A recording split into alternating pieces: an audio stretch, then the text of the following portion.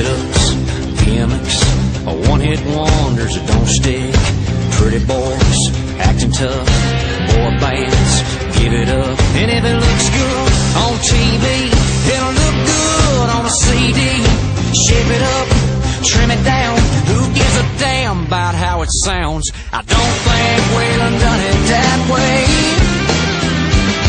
And if he was here, he'd say, Hoss, neither did Hank. I ain't dogging what you're doing, but boys, come on, let's get real. He's still got a lot of food left to fill.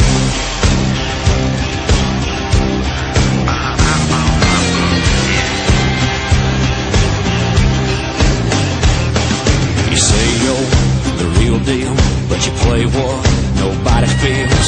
You sing about Johnny Cash, the man in black would have whipped your ass, and I don't think Waylon done it that way. And if he was here, he'd say, Hoss, neither did Hank. I ain't dogging what you're doing, but boys, come on, let's get real.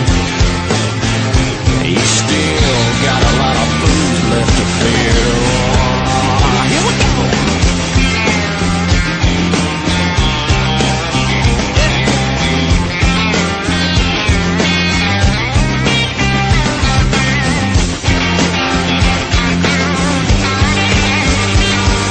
So long till I see you again. When you're laying in the bargain bin. Well, I don't think Waylon done it that way. And if he was here, he'd say, Hoss, neither did Hank.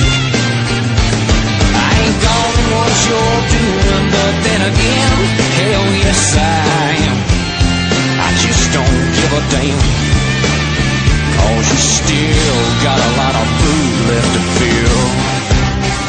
I guess we all got a lot of food left to fill. That's right.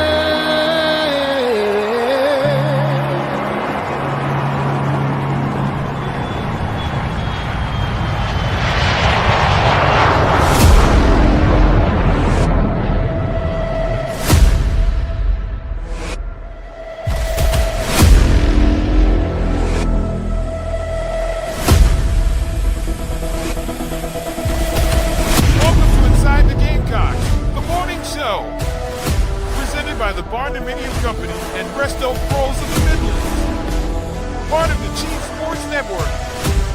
Go Gamecocks! He'll be fire on the mountain.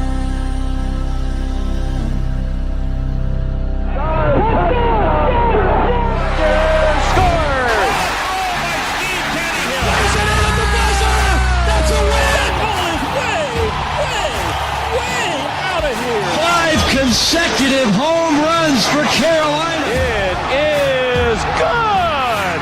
It's gone. He's in. Touchdown. Williams with a throw to the plate. He's going to score. It's a walk-off. Touchdown, South Carolina.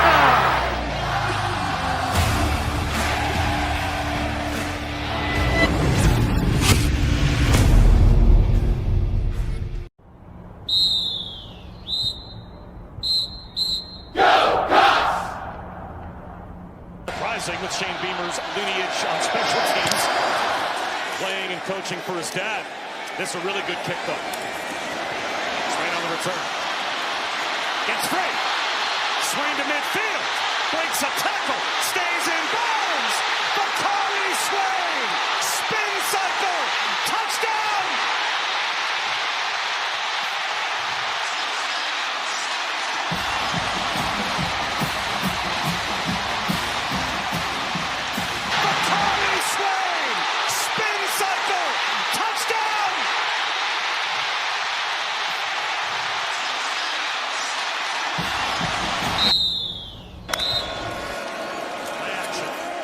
Sellers takes a shot for the track star.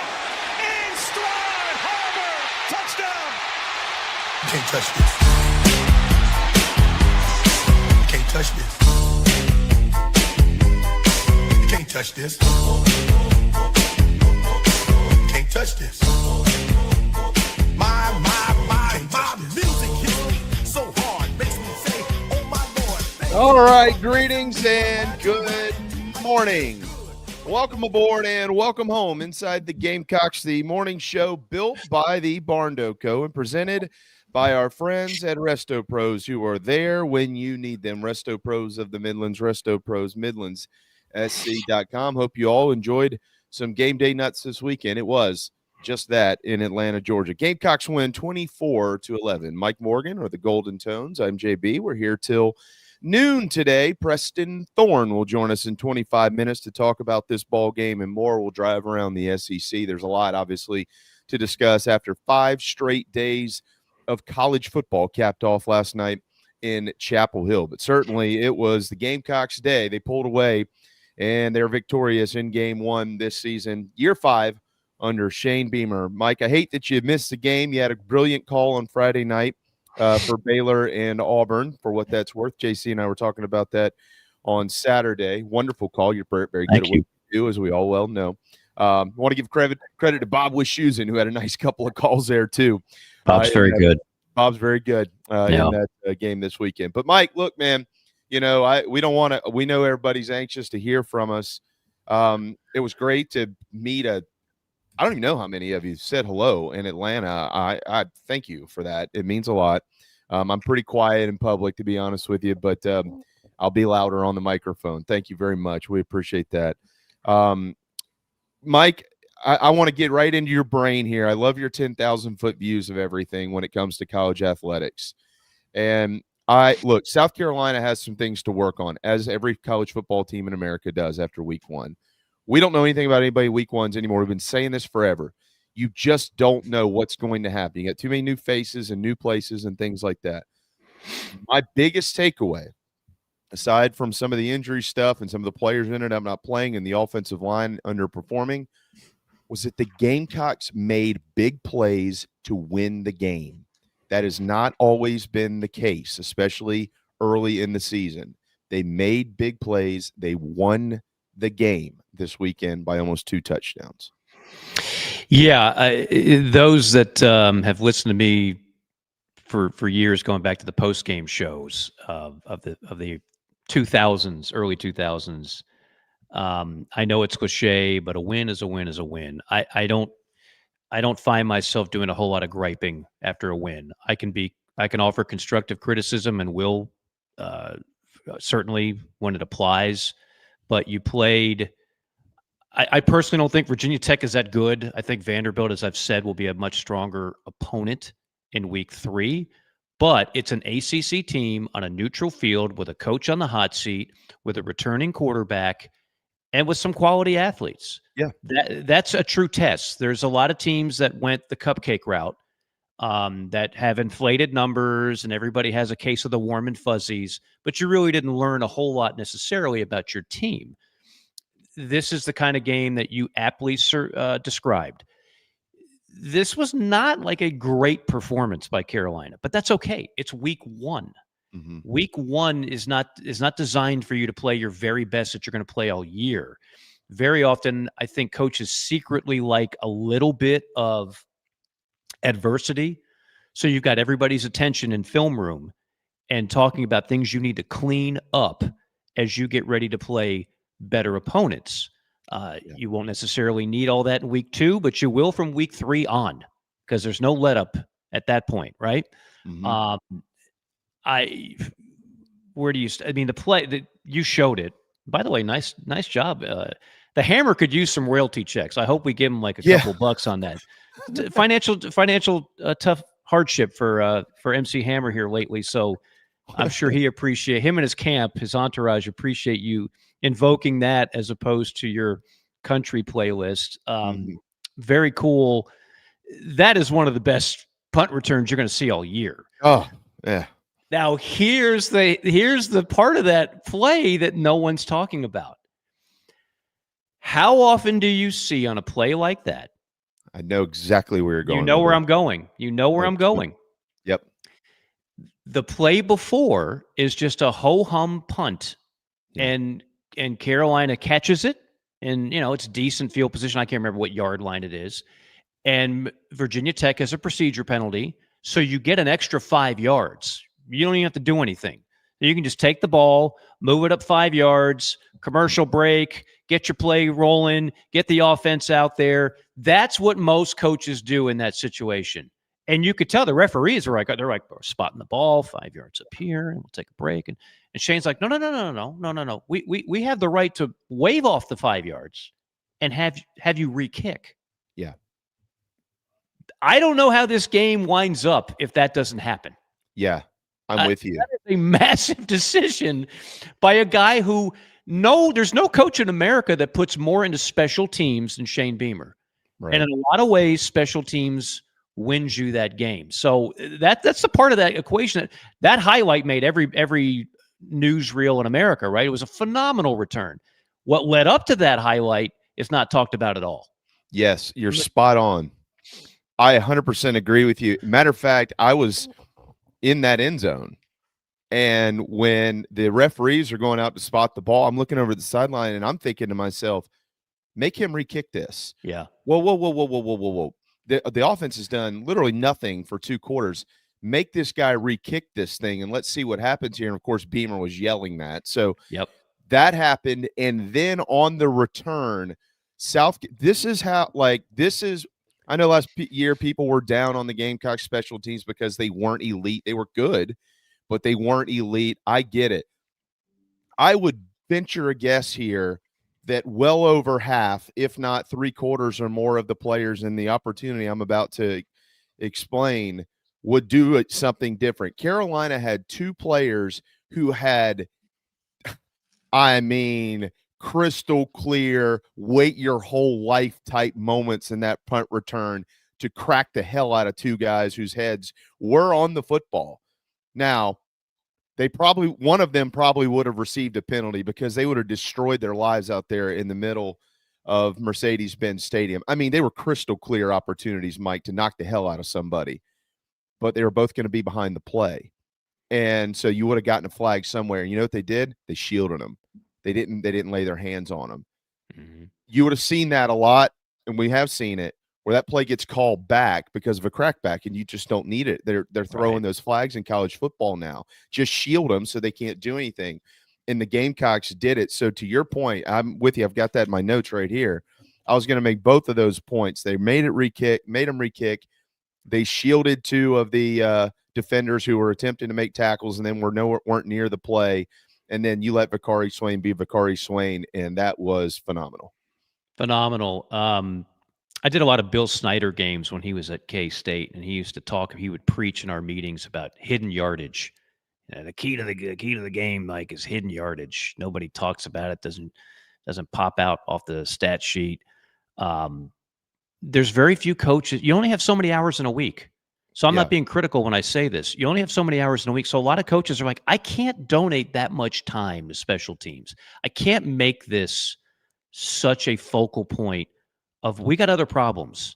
We want to be solid in the kicking game. We don't need to be exceptional in the kicking game. That's the mantra of 90-something% of the coaches in college football. Mm-hmm. Shane, like Dad, knows they can completely flip the outcome of a game. And I mean, I would love to see a stat. I'm sure it's out there somewhere. Block kicks, kick returns for a touchdown, the winning percentage of the teams that pull that off. Mm-hmm. Right? Like how big of a difference is it? I'll bet you it's pretty significant. It's almost like that number that, if you're +3 in turnover margin, 9 times out of 10, you're winning the game. If you get a punt return or a kickoff return for a touchdown, if you block a kick for a touchdown, I'm not saying it's 9 out of 10, but I'll bet you it's a pretty high percentage. Yeah. Well, and also what it sparks. Like, here's the scenario, Mike. Here's what happened here. To your point on that. And this is where Shane Beamer, obviously, because of Frank, his father, has long gotten this, and he hired people that get it. And that's what makes them so good at special teams. Joe D, obviously, Pete Limbo prior. So remember, South Carolina is offensively kind of stalling out, and Sellers is sacked twice for a combined 20-yard loss. They're both 10-yard sacks, right? Mm-hmm. And Virginia Tech gets the ball back. South Carolina forces a 3-and-out on defense. Okay, they're going to punt. They punt. Swain takes it to the house. What happens after that? You got complimentary football. This is how you win games. That's what I was talking about with the big play scenario. Swain goes to the house. Virginia Tech comes back onto the field. The defense holds them to a field goal. 3 plays later, Nick Harbor's taking a 64-yard pass into the end zone. And then after that, Peyton Williams intercepts it. Carolina runs out the clock. It was started by the defense, but it was magnified by the punt return, and then it was complimentary football from their end, and Carolina stepped on their throats and ended the ball game. And I had a guy sitting with me this weekend, and he said, man, I'm telling you what, when it was 10-8, and this is just how he's been trained to think after watching this football team play for 30-something years, he's going, I'm envisioning looking up on the scoreboard at 3 minutes to go, and it's 11-10 Virginia Tech, and they haven't scored a touchdown on offense. And I said, well, you know what? You don't have any reason to not think that, because there's been a lot of those games around here in history. But when you got big-time players like this, Lenor Sellers, who once again just magical, getting out of sacks and stuff, and Harbor, who can go make crazy things happen, and Dylan Stewart, who comes out of nowhere, and electric guys like Vakari Swain, big plays can happen when you have those type of players. And South Carolina's got them now. And they don't just have one. Like, they've got a bunch of big-time players. So, to your point, when things aren't going well, you're kind of lounging around almost, things that you feel like it's kind of stalled out, it's kind of dull, things aren't looking good, we're not really maybe playing great, the offensive line has some work to do, whatever it is. Teams who have those type players, as you know, Mike, you call these games every year all across the country. The good teams that have these type players can change the game like that. They can change it like that. And that's what happened to South Carolina at Mercedes-Benz Stadium on Sunday afternoon. Yeah, I mean, the athleticism that this program enjoys is really strong. It's clearly on an uptick. And look, I get it. This game was not pretty, and there's plenty of criticism to dole out. The offensive line was not good. I'm sure we'll spend plenty of time on that. The offense as a whole, I mean, the offense as a whole needs to score more points. Yeah. Like you just have to. I'm sure there'll be some criticism of play calling. You've got a 6'3" tank 240-pound quarterback that nobody wants to try and tackle. So why not get him out on the edge more? Why not run him more? Why not more design run? I know that's coming. I know I get it. It's fair criticism. I do think, at some point that's always in your toolbox. Like Lenor ain't going to forget how to run. I think these early games, and I would expect to see it some in week 2, you really want to establish the passing game. I mean, I like to see Donovan Murph, he was involved. I like to see, if you ever do cover 0 against Nick Harbor again, that's defensive coordinator malpractice. Like, how do you do? You put a corner on an island on Nick Harbor, who just runs a simple deep post, and that is candy. That is just taking candy from a baby. But yeah, I mean, like, you know that at any moment you can go down that well. You want to see how this passing game can improve. It wasn't great last year, and it wasn't great on Saturday. You want to see it progress. So yeah, you can always dial up Lenoris runs. It's a long season. I know it's easy to think he's indestructible. He's not. If Cam Newton could get hurt, anybody can get hurt. So I don't know if the right game plan is, let's run Lenor Sellers 20 times a game, even though you're going to get a lot out of that because he's a matchup nightmare in that respect. He's the best running quarterback in college football, bar none. But I think he's also got an arm that you want to put on display. And you've got receiving talent. You just are still figuring out, like we've talked about all off season, who are your guys? Who are your dudes? Nick Harbor, we know he can outrun people. The hands are still a little bit, it's a work in progress. But who are your other guys? So I can see where you could be critical of the play calling, but by the same token, I wasn't completely taken back by it, to be honest with you. Yeah, I mean, it leaves certainly a lot to be desired for me personally. I mean, I was watching the game again last night, and you take for the fans, for not just the common or average fan, every fan, their sample size on Mike Shula as a play caller right now is the bowl game and this game. There's a lot that is left to be desired there, and that is very fair in my opinion. Now, and I'm with you. You said something that I was.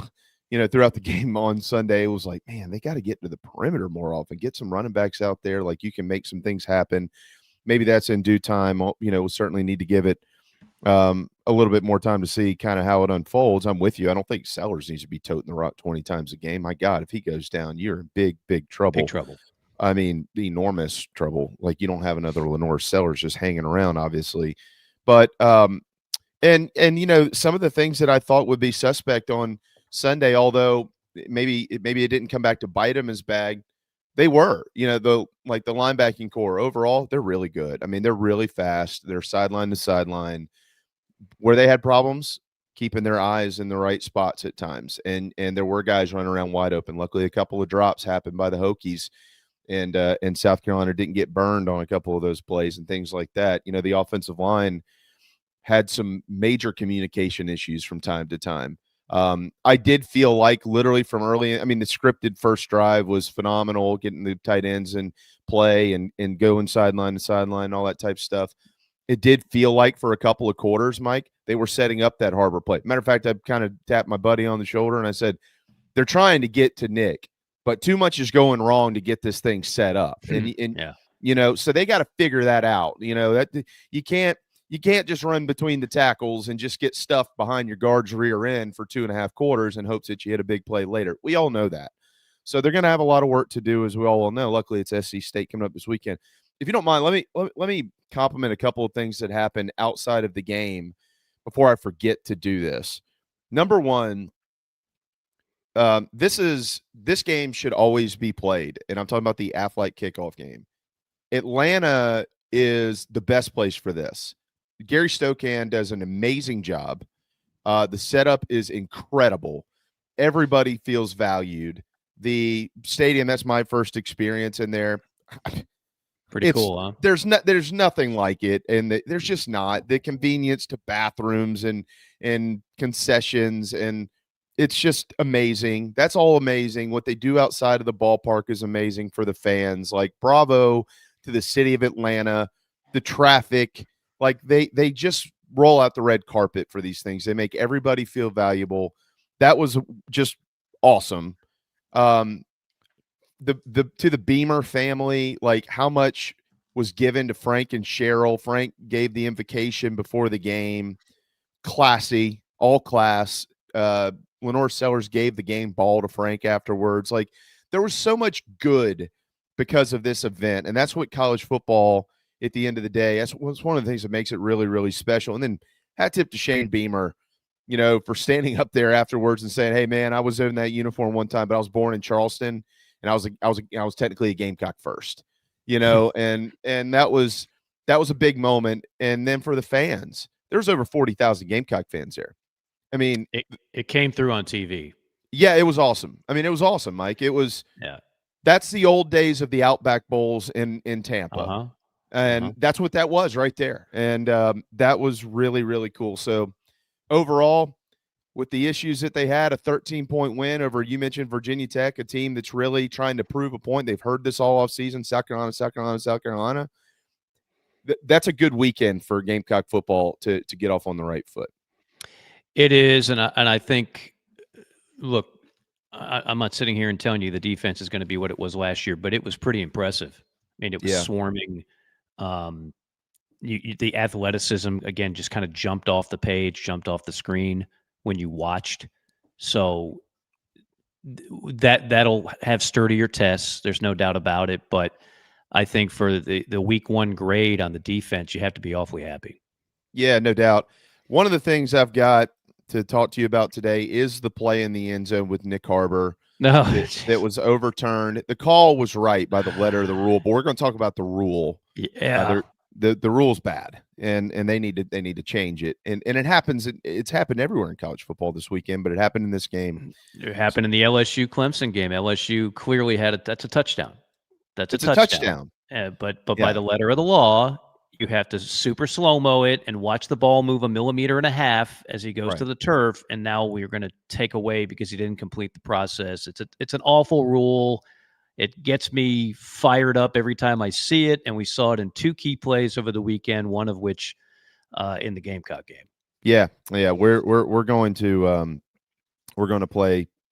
We're going to get into that plenty. All right, Mike. It's 10:24. We'll be fair to Preston Thorne and get him in on time today. I can't wait to talk about the defensive tackles and more.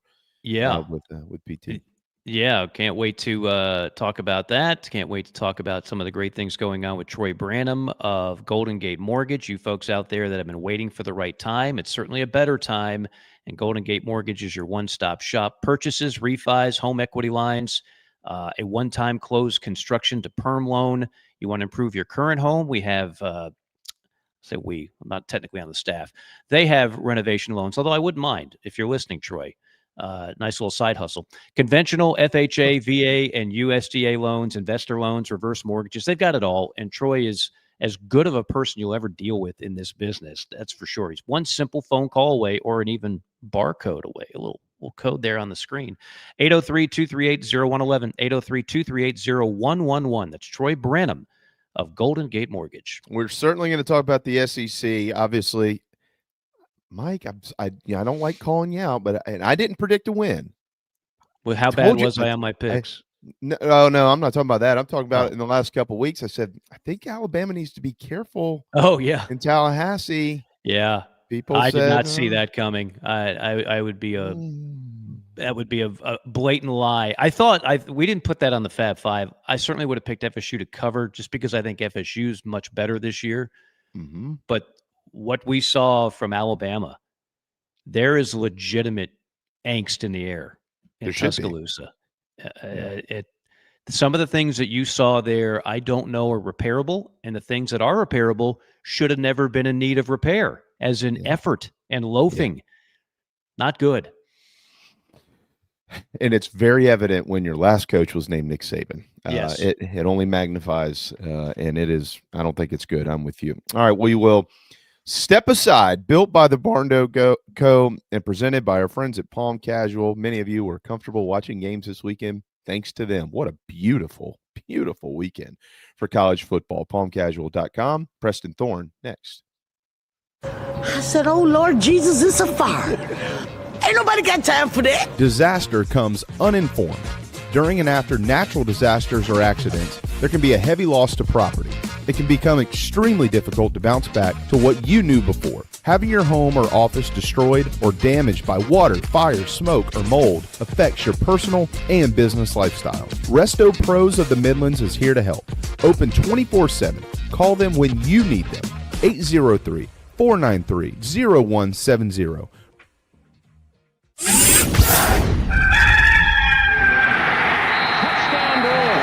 Set up the screen, and it goes to Brewer. 20, 15, 10, 5.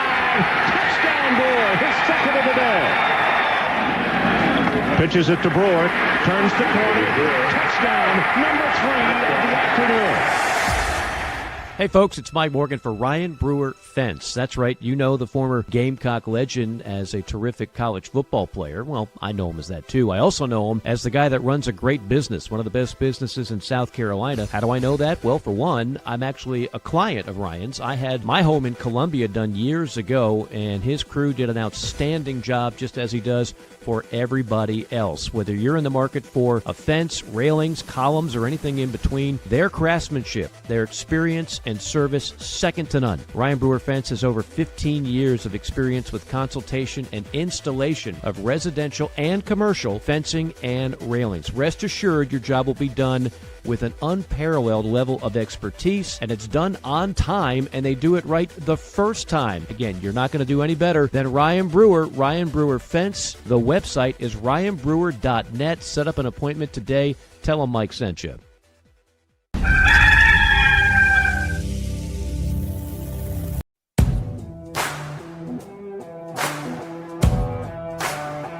This crowd, the atmosphere that's going to be in that stadium, ready to explode just as they do each time their fighting Gamecocks are introduced. And so this frenzied crowd ready for the kickoff. The rave breaks out in Columbia. And what you're about to see is a spectacle unto itself. Let's enjoy.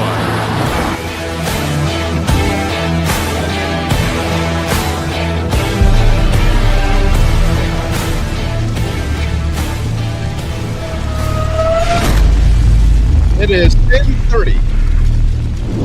Back inside the Gamecocks, the morning show built by the Barndominium Company. Head to the barndoco.com. Host of the early game on 107.5 The Game. But most importantly, he is our lone defensive player here that joins us every week. The rest of those offensive guys, Orth, Garcia, DeMarco, Strickland, Flint, when he shows up. Nobody wants to talk to those guys. They want to hear from Preston Thorne. Hey, buddy. What's going on, fellas? How y'all doing today? Well, you know, come on, Preston. You know the drill. It's always good when you win. It's definitely, you could act strict, man. We would have had our Victory Monday meal for Coach O. So he would have brought in some steaks. We would have been eating like kings. It's always good on Victory Monday for sure. Man, Mike learned this the hard way. I learned this the hard way. You learned this the hard way. When you lose, yeah. Just you feel like a therapist, but we don't have to worry about that this week. South Carolina you know what's so funny about that? The whole time I was like, man, I want to have a really fun show on Monday, and it was 10-8 going into the fourth, and I was like, okay, this is gonna be interesting because I thought we were better the whole time. I just didn't know whether how the game would turn out because it was week one. But anyway, it was a lot of fun. Well, you just kind of walked right into it. Mike and I were just talking about this. Look, week one, again, Josh Pate said this last week, and he is spot on. And his voice is larger than ours. We've been trying to say it too, so we'll use him to echo it across the country. Nobody knows anything anymore. Yesterday's college football isn't today's college football. North Carolina played last night. I don't think they're very good, but they also have 70 new football players, right? Like, new faces and new places. You're getting guys accustomed to doing things they haven't done when the bullets are flying. Week ones can be quite interesting, and quite honestly, sometimes you don't even know who you are till week 3 or week 4. We talked about this with you just a couple of weeks ago. But when you've got good players and you can make big plays, you can cover up some of that stuff. And South Carolina had better players on Sunday, and they made the biggest plays. Yeah, you just don't want to make any mistakes, any crucial mistakes. Again, I go back to, I played for Coach Holtz, and he would always be like, early games, you just don't want to give anything away, especially if you're the better team. Don't give the other team opportunities to make plays or to get a cheap score or to win a field position battle based on something that you did, because I always believed that we had more talent than Virginia Tech. But that's not necessarily what wins, especially early in the season. So they took care of business early, because week ones are tricky. You can ask any coach across the country at every level. It doesn't even really matter. We finna start the NFL here week one, and you're gonna see some silly things happen in the pros. It's just what it is. Mm-hmm. Agree with that. Let's to the butt and gut portion of this. We've talked the defensive line to death. Preston, I loved watching Nick Barrett play football on Sunday, by the way. But what was your takeaway from especially the interior? Yeah, man. Okay, so I think maybe last time we talked, I said it might look a little different than it did last year. Just because there's different body types, different skill sets, but that doesn't mean they're not going to be effective. And those dudes played really well. Jamie, I texted you during the game. I said, "Hey, Markel's a little gassed. We need to. It looked like his light was blinking a little bit. But he played really well, and Nate played well. Gabriel Brownlow-Dindy, I think he had the highest PFF grade. Played really well. And what was cool about Gabriel Brownlow is that he graded out, I think it was like 88 or 89 with PFF, which I don't know how they figure out their grades sometimes. Let me put that as a disclaimer. But he did that without having really any counting statistics. And that just means he was playing his gap. He was fundamentally sound, doing all the things that you look for in interior linemen. And I thought it was really fun to watch those guys inside. Mm-hmm. How about the linebacking core? Come on, man. That's what you need when you have these type of dudes up front. It looks like, and I don't know, but it looks like it's going to be a defense where the D-line are holding up, playing their gaps, taking on blockers, and then letting their linebackers use their athleticism to run side to side. And J.O. Aronco, he made one play. I almost jumped out of my seat. It was like in the second quarter, he chases the dude down, goes underneath the block, makes a play on the sideline, and I was like, whoa, who is that? And you the coaching staff had promised us this. Everybody was saying this, but it's kind of cool when you see it with your own eyes. Oh, I agree with you there. I felt like at times, again, we just mentioned this in the opening segment as well, that some of the things I thought would be issues were, but they're correctable issues. Just keeping your eyes in the right place and things like that. But Preston, those are things that they can fix Monday through Friday. Yeah, those things that comes with experience also. Especially, again, going back to the week one idea, the game is moving a little bit fast. You're pumped up on adrenaline. You're reacting more than you would instead of taking that linebacker read step or flow step or whatever the case is. I think that all comes with experience. But what you cannot correct or coach is speed and aggressiveness. And they have that in spades, it seems like. Yeah, Fred Johnson's a different player, Preston. I'm not going to – this isn't bagging on anybody else or underselling their talents or their production level or their value to the football team. Sometimes you just look out there and a guy just looks different, and he just looks different. Yeah, it's what it he reminds me of in what's becoming like a lineage of these long athletic linebackers. I was thinking like Ernest Jones and Sky Moore, these guys that, they could be tweeters. They could play almost any position on the field if you wanted them to play there, but their ability to play in coverage, to go backwards and to go forwards and go side to side at tremendous speeds, he definitely looks like he's going to be one of those dudes. There's a lot of those dudes. One of them moving back up front is Dylan Stewart. I mean, Dylan, they did a nice job with him early, and then it's like he had enough of that. You know what I mean? Like, I've just kind of like when Clowney used to, yeah, man, I've just kind of had enough.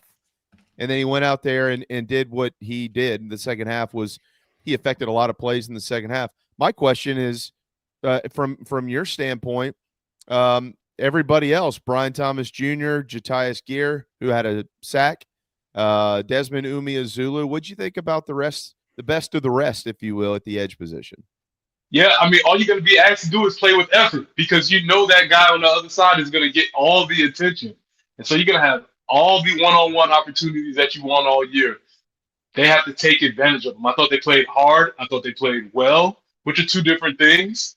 But they did both of them on there a lot of snaps. So that's all you can really ask for. And when Dylan holds up his end of the bargain, it's really fun to watch. We're going to get to offense here in just a second. Out of curiosity, to kind of help level this conversation out a little bit here, bring it into perspective, if you will. How about Virginia Tech, who did replace a bunch on the offensive line? You get to see Kyron Jones at quarterback. They've got a nice group of running backs. Marcellus Hawkins, the transfer from Central Missouri, is a quick little booger. We saw him the other day, and I got to give JC some credit. I downplayed him in our preview show on Friday when it came to the wideouts. Those guys were better than I thought that they would end up being. So, you know, when you're kind of piecing all this stuff together, like the Hokies had to do in the offseason offensively, what did you see from them? You know, they made a couple of plays where all you could do is just tip your hat to them. Like, man, good play. We'll line up again and try it again. There was a couple of contested catches. I forget but dude's name. He almost made the catch on the sideline with one arm. It was almost like, man, he made another one. Those receivers were really impressive. And I don't think some of those statistics are really informed how the DBs actually played. I thought they, for the most part, played really aggressive and really well on playing the passes. But Virginia Tech was there was a formidable opponent. I thought we were better. I thought that going into the game, but I think it was a great test. And like I said, this is almost a perfect week one result, in my opinion, because you win the game first and foremost, but there's still so much that they can go back and correct and teach and go back over. And you can hold them and say, hey, you were good, but you weren't that good. Let's, all the stuff that coaches dream about, right? The coaches love to have those things where they can hold those players, hold them accountable and move forward. So I think it was almost a perfect week one result.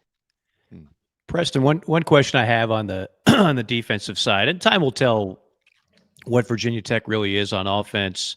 I thought they were overmatched, quite frankly, by Carolina's athleticism. But from a schematic standpoint, can you think of one thing that Carolina did that really stymied them? Because they had a difficult time from large pockets of this game, moving the ball and obviously putting points on the board. I think if you watch there, I think Clayton, especially with the type of defensive lineman that they have, you saw Clayton move to a little bit more of the three linebackers back there, where you take advantage of some of that speed. And I think we might see a little bit more of that this year because they feel like they have three really capable athletes back there with the D-line being more run stoppers, pluggers. You might see that a little bit more. So maybe them being multiple was a thing. But to be honest, Mike, man, hey, if you got number 6 coming off the edge, a lot of things can work. Yeah. You know what I'm saying? Yeah. Like, you can do it. It's you can do a lot. It makes your job a lot different as a DC when you have somebody that can put consistent pressure on the quarterback. Mike, there was a play in the game. I got to go back and remind myself what quarter it was in. I feel like it was in maybe the third quarter. But Stewart fired off the ball so fast, he kind of turned around and was like, oh, shit, I ran right by the quarterback. It was like, no, come back this way. He's over here. Yeah. He's got the potential to do that on a lot of plays. I mean, it was a lot of plays. I don't think he can collapse a pocket as good as anybody in the country. I mean, and even if you've got him blocked, if you're using 2 or 3 guys to block him, you're doing that at your own peril because that's leaving other places to get pressure. So no, he's a hellraiser. He's a special. The fact that you've got him for 2 more years, that's pretty alarming to think of just how good he can become. I'm just to kind of, sorry to interrupt, but it's okay, just to kind of, I don't want to say dream a little bit and not trying to magnify. We don't want to magnify after week 1, and I get that, but I'm just talking about the pure athlete. Like Carolina Preston just kind of made this point a minute ago. They're back what Coach Tanner used to do with baseball, Mike. Remember when Coach Tanner used to say, no. We don't rebuild. We reload at South Carolina. We're not rebuilding around here. And feels like you look around the field, you're like, well, that Cisse kid, he's a pro. Fred Johnson's a pro. Dylan Stewart's a pro. I mean, there's a lot of players. Like South Carolina replaced good players with good players, and it didn't take 2 years to get there. No, and you're developing them, right, Preston? I mean, you're getting the athletes in, and then you're making them better players once they get in, and that culture just continues to feed off itself. I don't think it could be in a much better place on that side of the ball. Yeah, and to bring the idea of culture in, to me, one of the coolest plays was Nick Harbor making that play on the punt team, because that does not have to be a thing. And I said this earlier. There's several wide receiver ones across the country who are not playing punting. And if they are, they're pouting. They're not really running. They don't want to tackle. And that's just kind of how a lot of receivers are. And I think it really speaks to Nick as far as him wanting to do that, him willing to do that, and also maybe the culture that's built around, hey, we expect our best players to play and participate on special teams. To me, I was like, oh, that's something that's a little bit different, because you do not see that around the country. That's an awesome point, and you're right. He tackled him. I mean, he hit him hard. I mean, that wasn't like, let me just drag this guy to the ground and get out of here before I twist an ankle or something. He popped him, and he was happy to pop him and celebrated as well. All right, so let's talk about Nick on the offensive side of the football. It's getting some play. I was watching Read and React this morning. It was actually a pretty good show with Roman Harper and Mike's boy, Cole Kubelik, who JC still says Kubelik for some reason, but we'll get him there eventually. And they were talking about Nick Harbor and just how comfortable he now. Matter of fact, they made the comment, if Nick Harbor can catch, watch out, rest of the SEC. And the other day, I know he dropped one. That was kind of a little crossing route there. Hit him in the hands, should have had it. But outside of that, what did you think overall? Route running, catching the football, doing the little things. He's starting to look like a football player. He's starting to look like a receiver. He's always been an athlete. We knew that. He's always been a freak of nature with his measurables. We got that. But there were times that he didn't look like a football player. He just looked like somebody who he had on the football uniform, but he wasn't a football player. And last on Sunday, he started to look like a football player. Just some of his movements, the tackle on punt team, being able to make plays. I just think he's coming along. And what I guess I didn't realize, and what maybe a lot of people just didn't understand about him, is that he was not trained as a receiver one and really as a football player. He would just go out there and make some plays. And so he's learning this whole idea about being what a wide receiver is, how to play wide receiver. So it's a developmental process, and it seems to be working. He had 7 targets and 3 catches. Again, one of them was taken away from him. That it's the rule, not the call. The call was right. The rule isn't, but that's for another day. But clearly, Lenor Sellers, you could tell that they've been working on this in the offseason. Just the connection was there. I mean, he was generally his number one guy. The thing that's going to continue to help this is what happens up front, Preston, and there's a lot of conversation about the offensive line. What was your takeaway? Well, it did not look as good as anybody would want it early. I would love to maybe hear from, listen to Strick or some of those guys to see what they saw, because sometimes it's not as good as it seems, or it's not as bad as it seems. There's some technicalities that have to be working there, but just from my naked eye, it didn't feel like they were able to establish a line of scrimmage when they needed to. We had to rely, think about towards the end of the game. Yes, we have Superman back there. Yes, Superman can put his cape on and make a play, but you would rather be able to give it to a running back and ice the clock. And I don't think we felt like we could do that with the way the line was blocking. If those issues persist, what's the answer? Ooh, that's a big question, Jamie. It's a big question. Listen, man, I feel like for the first time in a long time, I could say I've been a part of Carolina now for at least 25 years solidly, right? And we've had some really great linemen. I played with one of the best. I played with Travell Ward, one of the best, right? I say all that to say this: for a long time, we didn't know whether we had the actual talent up front. So there was always like, is it the talent? Is it the execution? Is it the coaching? I don't think we can answer that. I don't think we have that same question now. I think they've recruited well. They have the raw talent. And now you have to look at how are they being coached up and developed. And I think that squarely falls on the bullseye has to be on Lonnie Teasley as the offensive line coach. Okay. I mean, that's fair. Again, I it's not wrong to say that. They honestly, at the end of the day, they didn't play well.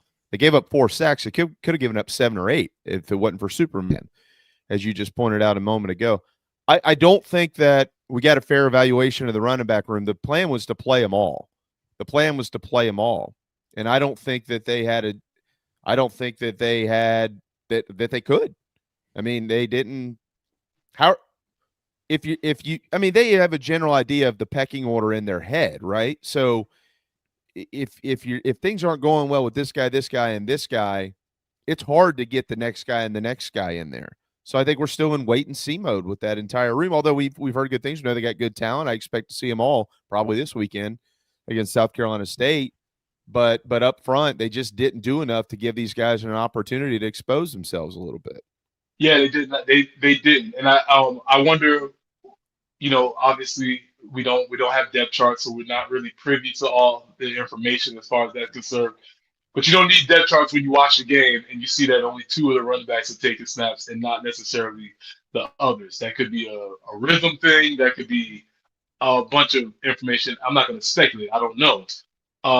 But after this weekend, moving forward, you'd like to see them be able to establish the run early and let all those backs get carries, and let's see what they can do in the run game. I think that's probably, for me, that's priority number 1 coming into this week.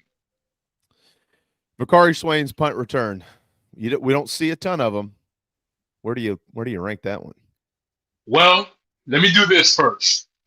I will confess. I was one of the ones yelling at my TV, Shane, just take the ball, please. Please. And the 5 yards. Just take the ball at the 5 yards, please. Just no, don't do it. And to Shane's credit, him being in the building, him knowing his guys, him knowing the situation, it worked out really well. They made a great play, executed on so many different levels, from the return to the blocks or the non-blocks that players didn't do. I mean, it was phenomenal on every single level. So shout out to all of them, Shane, Joe D, whoever made that call. You earned your money, because I was 100% saying no. I mean, at least you're honest with yourself, and with all of us. That's why we love you. I wouldn't admit that if it was me. But I wanted him to kick it again. I just thought, and here's why. Mike said it earlier. I agree wholeheartedly. I thought that was an opportunity. I didn't know if they would take it to the house. I wasn't like, oh, let's take it to the house here. It's not that easy. But I wanted to see if this special teams unit could come up with a big play. I was actually more thinking maybe they block it or something like that. And because they needed a spark, it was just so stalled out. But what happened after that, I think, was just as important. It was complimentary football from there on in, Preston. And that's, again, how you win games. Okay, we gave up a field goal. 3 plays later, we got a 64-yard touchdown pass. Virginia Tech gets the ball back. They're down by 13 points. They throw a pick. Peyton Williams ends the game, basically. He's got South Carolina runs the clock out. That's how you do it. That's how you do it right there. That's it. That's the script. Yeah, and I guess what the calculus on that decision for Shane is that they know they take special teams seriously. They know they work on it. They know it's something that, as a program, they have gained an advantage on, because I'm going to just be honest, man. Everybody says they pay attention to special teams, but that's not the case everywhere. It's not everybody does not take it as seriously as it should be.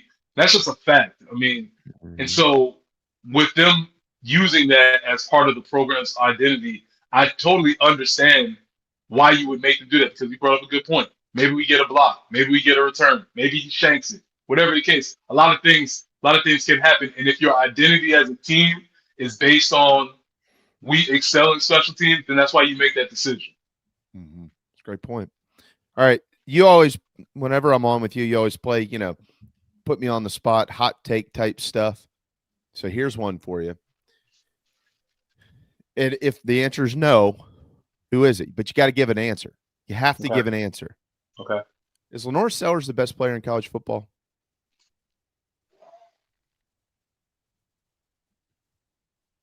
I'm trying. You see the wall in my house. You know who I represent. I'm trying not to be. I'm gonna be honest, man. I think he is. I'll tell you this. He's appointment viewing, and I'm not sure how many other players in college football right now are that, where you feel like if you turn the TV on and Norris is playing, something is gonna happen. I always refer to it as like and we haven't. The guy that's the other team makes the other team hold their breath every time he has the ball. Like something can happen when he makes a play. And I haven't really considered him I haven't really thought about him being the best player, but to be honest, last weekend, he was as advertised, whereas the other better players in the country were not. Arch Manning, Jeremiah Smith, whoever, down the line. He was kind of the only one that did what he was advertised to do. Mm-hmm. If Lenor is I feel like they're in what we do, or at least I'm going to speak for myself. I'm not going to speak for anybody else. I feel like there's apprehension to step out on the ledge and say big things like that because he plays for the team that I cover. But I feel like if I was watching Lenor Sellers play for another football team, I'd have no problem saying that. Does that make sense? Absolutely. That's the whole process I just went through. Yeah. In real time. We saw the wheels churning in Preston's head before he just threw out an answer. It's very easy to say on this show, absolutely, of course he is. Preston, in a mode of objectivity, gave it some thought and then gave a conclusion. Yeah. I mean, I think I could say this, Mike. I think we could say this. We mentioned this last week, and I brought one other school into this, and I'm totally taking that school out of it now. There isn't a better combo in the SEC from offensive to defensive stars than Columbia, South Carolina with Dylan Stewart and Lenor Sellers. I mentioned maybe Texas is in that ballpark, but Arch Manning's got a ways to go. He's just still a young kid. Unbelievably talented. I think if we're going to have this conversation, and somebody mentioned in the chat box, you have to talk about Garrett Nussmeier, who was awfully good against Clemson. And that's true. Also should have had, if he gets the touchdown he should have had, I think he throws for 260, accurate as hell, doesn't take many sacks. He's up there. It's a great year for quarterbacks in the SEC overall. Arch withstanding, I don't know what to expect from him, honestly. That was obviously a slice of humble pie, but you've got some dudes in the league. There's no doubt. You got some dudes in the league. And look, I don't think this is by far not going to be Lenoris's best game. I mean, he threw for 209 yards. Like, he completed 12 passes. At some point, this offense, I'd like to think, is going to open up. The blocking is going to be better. The weaponry on the outside is going to be better, and this offense is going to look, because this is not going to be good enough against other teams. This might be good enough against Virginia Tech, but if we're keeping it real, that performance is not good enough to beat a number of teams left on the schedule. So this still needs to be a work in progress. Oh, 100%. Preston? Yeah, I agree. I think I totally assessment. As far as Garrett Nussmeier, I think Garrett Nussmeier is awesome. I think he's going to be a tremendous pro. But I'm not turning on the TV just to watch Garrett Nussmeier. No. I think around the country. He might be the most exciting player in the game. I mean, there's no doubt about it. I mean, he's a Superman body and cleats. And again, the reason I don't like the Cam Newton, I covered Cam quite a bit. Cam never moved like Lenor Sellers. Cam's strength running the ball was trucking people. Yeah, straight. Yeah. was straight ahead. Go! I dare you to tackle me. He didn't have the shiftiness of Lenor Sellers. Lenor is like a scat back in a 6'3", 240-pound frame. That's the difference. He really runs more like Lamar Jackson, but he's clearly bigger than Lamar Jackson. So, yeah, there's no question. He is going to put together what we call a sizzle reel that is going to be second to none, right? In terms of a highlight, he's going to make plays that just no one else is going to make.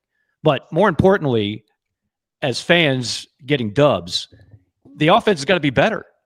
It just does. Virginia Tech is not going to be the best defense you see all year. So, Mike, I guess a question that I haven't answered this, and I don't know what the answer is. Maybe y'all, in your minds, what are you thinking? What do you think? Is this what it's going to have to look like for them? What is the Lenor Sellers game going to have to look like for this offense to be successful? Well, I thought Lenor was fine Saturday. I mean, even the fumble, somebody goes, correct me if I'm wrong, Preston, I didn't watch it a second time, but goes unblocked in the A-gap or at least beats his man, shoots right through and plows him while he's throwing the ball. That's not a Lenor Sellers fumble from last year that was just careless holding the ball. That is, I'm trying to make a play. My guy missed his block. I'm getting blown up while I'm trying to throw it. That's not on him. That's on the O-line. I just think the offense I think the offense as a whole needs to be more lethal. I mean, this is a game without a punt return for a touchdown. You're struggling to put points on the board against a middle-of-the-road ACC defense. That's right. You got LSU in a couple weeks. You got Missouri. Like, there's going to be much greater challenges. And I think week one, Preston, you nailed it. You almost want there to be a little bit of meat left on the bone. So the coaching staff can go in that room, whether it's Shula and the staff, and just say, okay, this was fine, but here's what we missed. Here's what we didn't do. Here's what we need to add in order to be more lethal. I think all those conversations take place between now and the Vanderbilt game in week 3. Yeah. Are you talking to me or Preston? Oh, okay. I was talking to both. Everybody. Yeah. Well, I think it's we're all family here. I think it's simple. I think they need to throw the football more. But I'm not an offensive coordinator either, but I get setting up stuff and I understand all that. Mike Shula's forgot more football than little old me will ever know. Let's be clear, right? But Lenor Sellers probably needs to be able to throw the football more. I would prefer to see more than 19 attempts. Yeah. And what was it? 2 wideouts caught passes? That's it? Am I right on that? Just 2 wide receivers, yeah. Wide receivers, yeah, 2 wideouts. I mean, I'd like to see a little more of a variety pack, perhaps. I mean, these are highly recruited kids. Like, there's some weaponry out there. Let's see that offense cook a little bit. Final thoughts, Mr. Thorne? Onward, South Carolina State, establish the run, keep everybody healthy. Make it. It does not have to be close, as Coach Host used to tell us. Let's not make this entertaining. And keep things moving forward, man. It's a good time to be in on the team. It's such a great point. You know, this game doesn't have to be close, right? He used to tell us that all the time, you know, and he used to put his flair on it. You know, I know your parents came to see you and everybody's there, but we don't have to make this game close. Very true. That's very true. Oh, every morning, 6 to 9. I don't miss the 6 to 9s. But I do miss you because I haven't been on with you in a while in the mornings. So if you ever have some spare time in there, let me know. I'll hop in and we'll fuss and discuss. Absolutely. Preston Thorne on the early game, defensive tackle, great defensive tackle for the Gamecocks, and author of our kids' favorite book, Just a Chicken. And used to was a rooster. That's correct. Appreciate y'all, man. Later, dude. Thank you. Pretty well. All right, Mike, get us to a timeout, and then we'll go driving around the league. Absolutely. As Preston, as always does, he raises the roof. That's what Larry Leitner and Blake Leitner do. They actually construct roofs, or they even waterproof roofs, or they protect roofs. They do it all, and they have done it all for 30 years, the industry standard in roofing in the state of South Carolina for 3 decades. No matter where you're listening to us, they've got you covered in the state of South Carolina. 803-356-1919. You can also check out the website as well. That's midstateroofing.com. It is 11:01 a.m. Powered by Electric Bikes of Charleston. We'll cruise around the rest of the Southeastern Conference when we return. Welcome to Dry Space Crawl Space Solutions. Basement crawl space encapsulation designed for your specific needs. Your crawl space can be susceptible to all sorts of issues, including moisture buildup, mold growth, and structural damage if not cared for properly. Let our trained experts provide basement crawl space encapsulation solutions to protect your home, improve air quality, and enhance energy efficiency. Schedule your consultation today for a safer, healthier space at dryspacecs.com. Dry Space Crawl Space Solutions, proud supporters of your South Carolina Gamecocks. Oh man, the building is on fire. Emergencies and accidents happen. When you're in the middle of a fire or water event, all you want is for things to return to normal as soon as possible. Resto Pros of the Midlands is with you, guiding you through the process and working with you to get your home or office back in working order. They'll answer your questions, discuss procedures, and can act as your advocate when it comes to processing your insurance claim. Resto Pros Midlands SC.com. Open 24/7 when you need them. Quality that is guaranteed. Welcome to SEC Sunday Night, part of the Chief Sports Network. Every Sunday night at 8 p.m. on the Chief Sports app, the Chief Sports YouTube channel, and on our X accounts. Hosted by Rob Williams and Craig McMichael, talking the week that was and what's to come in the SEC. Join us every week for SEC Sunday Night on the Chief Sports Network. It's football season.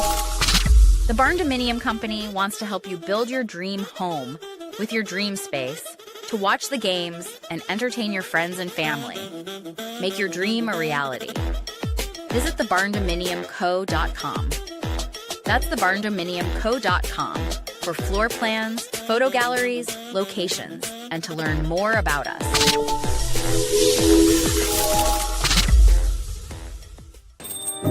Morning, Carl. Usual? Yeah. Your oldest was in here the other day. Said the two of you took a trip down to my neck of the woods. How'd that go? You might as well give me one of those Carolina cars while you're at it. I knew I liked that one. Yeah. There you go, my friend. Thanks. Hey, Carl. Congratulations. See you tomorrow, ready? You bet. Tune in visit GameDayNuts.net and order yours today. Boiled peanuts, no shells. Official tailgate snack of ITG.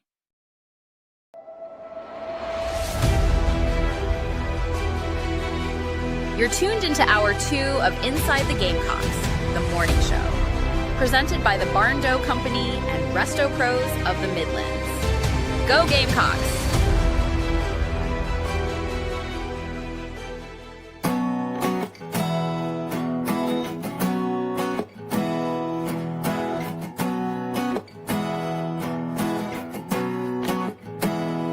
With a little love and some tenderness, we'll walk upon the water, we'll rise above the mist. With a little peace and some harmony, we'll take the world together, we'll take them by the hand. 'Cause I got him for you.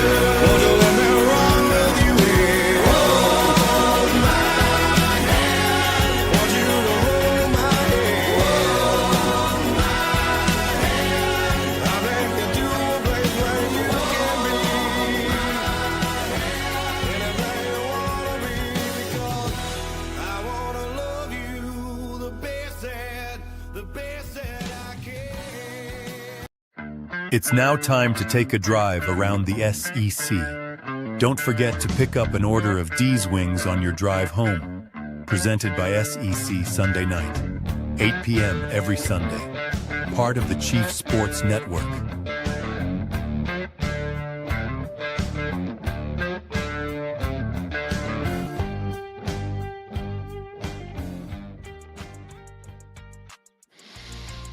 All right, welcome in. It's hour number 2 of the morning show, ITG. Mike and Jamie with you, the bad dog. Phil Molinex behind the scenes. It is the JT's Kia drive around the SEC. We'll have that beautiful logo on the screen tomorrow, and we'll have pictures of Kias driving through. We'll put one in Jamie's garage, free of charge, just for being Jamie. All these kind of things will happen.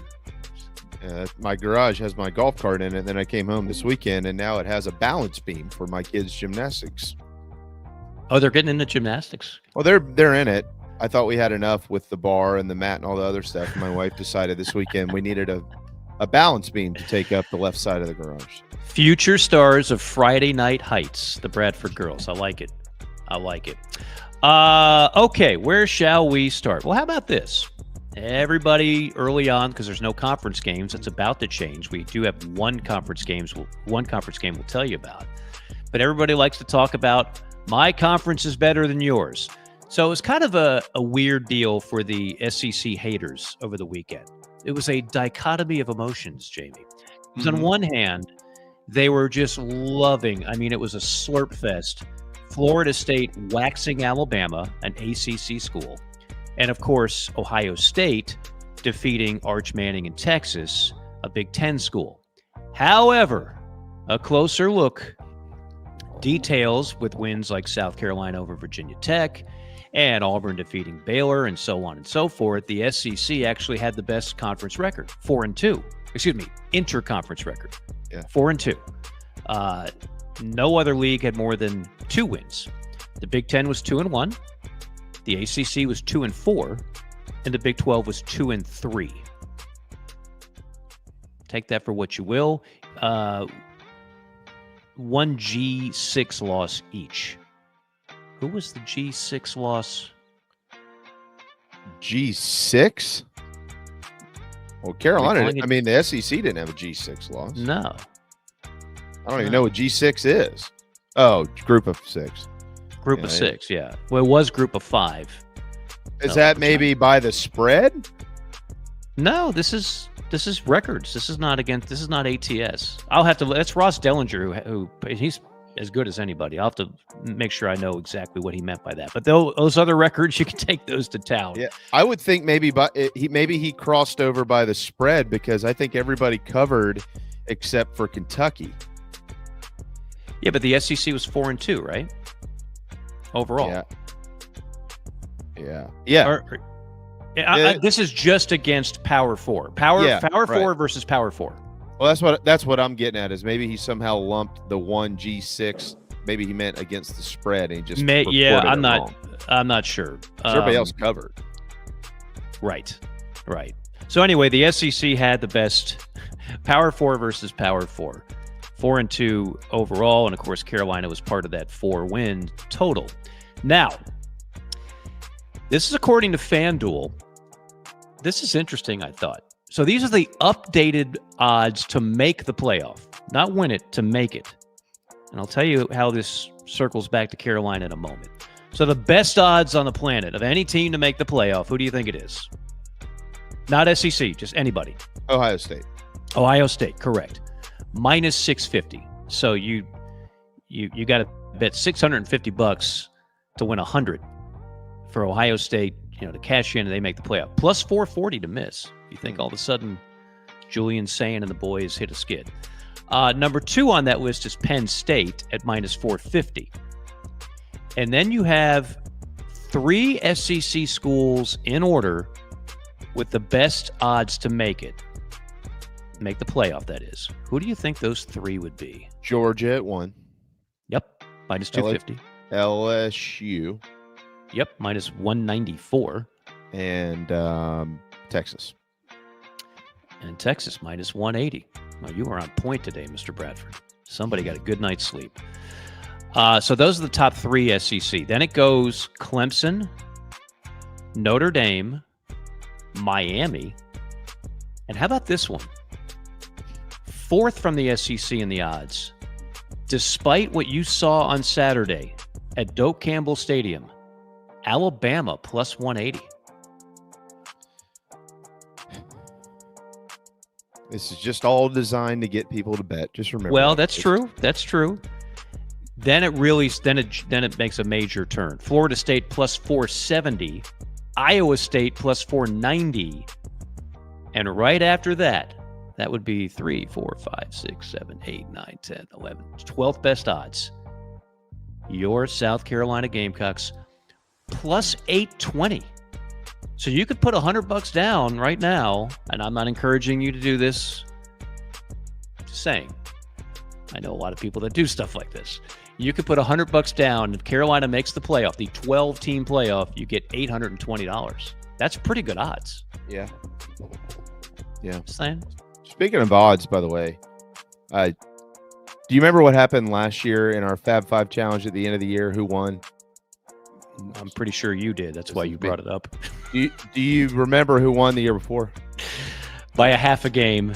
That was me, right? Okay. Yes. And then I went 4-1 again this weekend. So. What did I go?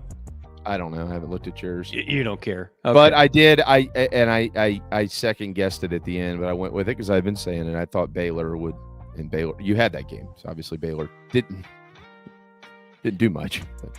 No. Well, I mean, their quarterback Sawyer Robertson threw for over 400 yards. Yeah, he did. He was fine. Auburn's they got their own version of, he's not Dylan Stewart, but they got their own first round defensive end who they just couldn't block. Okay. So those are the playoff odds. Anyways, back to regular schedule. Back to regularly scheduled. We wanted to give you an opportunity to brag about your Fab 5 record, as we do every time you have a good week. Which is every week. So if you went 1-4, that never would have come up in the drive around the SEC. I promise you. No, not at all. Some of the SEC superlatives. I mentioned some of this on JC and Morgan this morning on the Boss segment. Garrett Nussmeier, again, if you include the touchdown pass, it should be included, just like I'm including Lenor Sellers. He goes 29 for 39, 2 touchdowns, 260 in the win against Clemson. You've got Joey Aguilar, 16 of 28, 247, 3 touchdowns, no picks. I get it. It's not great competition, but I think a lot of people were saying, I mean, people are talking about Joey Aguilar like he never played the position. He might wind up being better than Nico. This just in. That might actually, that trade, in quotation marks, might actually be a good thing for Tennessee. And Zachariah Branch, Georgia led the league in drops receiving last year.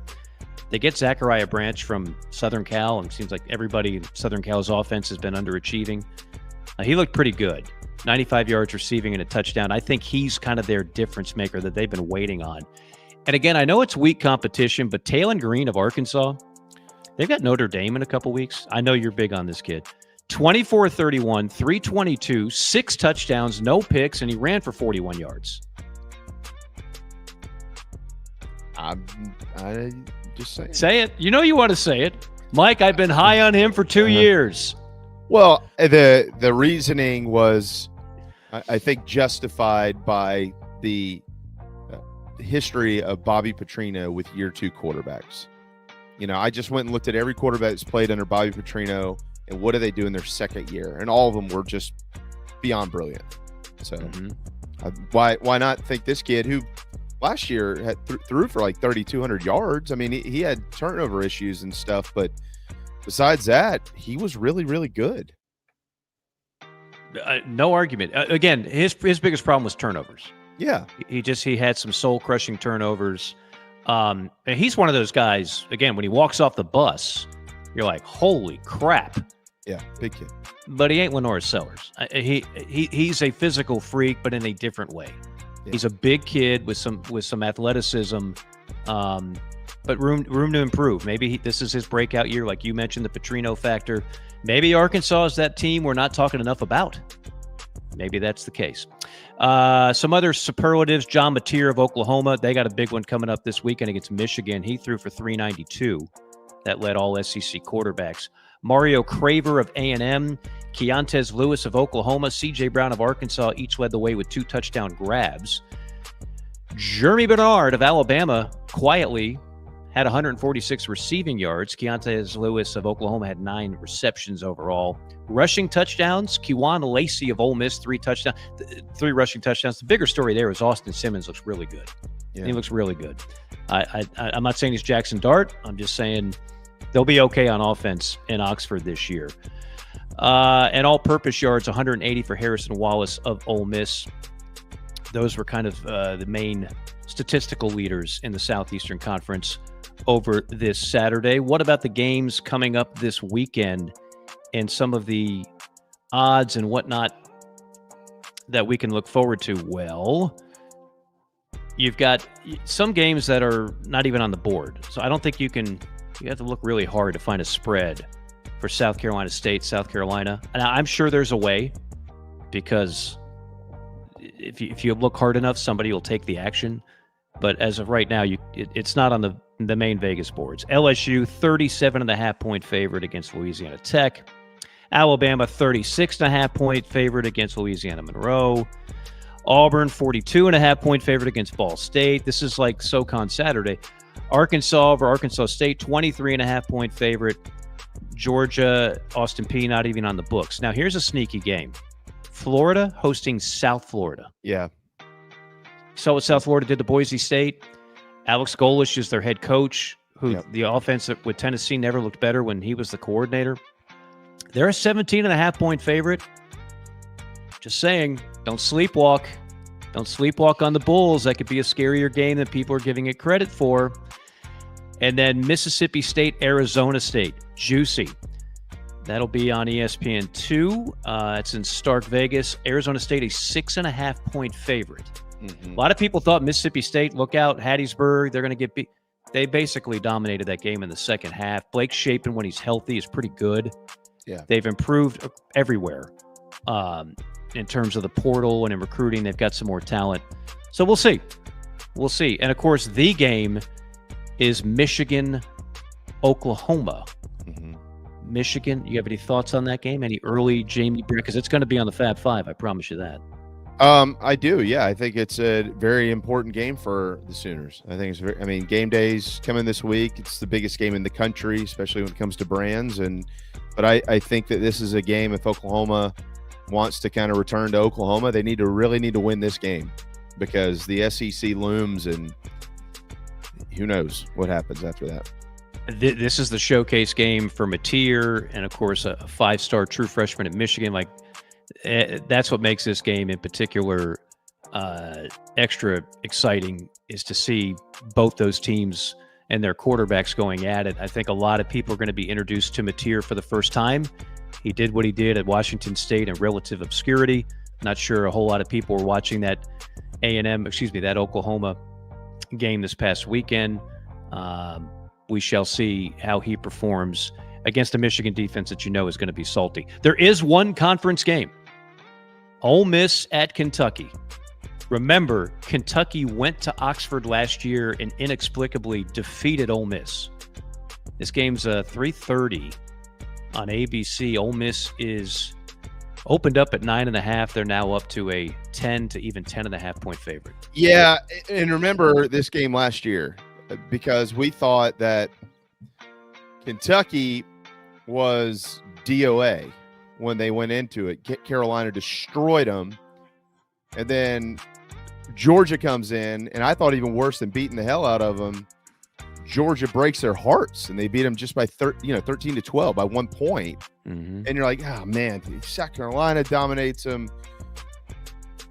Georgia crushes their souls. It's over. They're fragile. And they win the game? Yeah. And it's like, whoa, man, they're back. Okay, all right, blah, blah, blah. And then they fell apart. So, is Ole Miss kind of like, hey, man, you kept us out of the playoffs last year. We're going to remind you of that. What's going on up there? I don't know. But I just think there's a lot that comes from this game for both teams. Totally agree. Totally agree. In a game that Missouri considers their true rival, remember we were talking about who should be the SEC opponents for every school? Missouri plays Kansas. If you're ever out there in Como, that's all they talk about is Kansas. I mean, oh yeah, we play SEC games. Kansas. We want to play Kansas, want to beat Kansas. So they're a 6-point favorite against Kansas. That'll be in Como. Hey, and then real quick on that game, because I will be watching this game before South Carolina plays. I'm beyond intrigued by this ball game because Carolina, not to put the horse ahead of the cart or the cart and the horse and whatever. Cart in front of the horse. Yeah, you know what I mean. Long weekend. I think the general expectation is South Carolina shouldn't have anything in the L column when they go to Columbia, Missouri. That's the expectation. Now Vanderbilt, we'll touch on more of that later.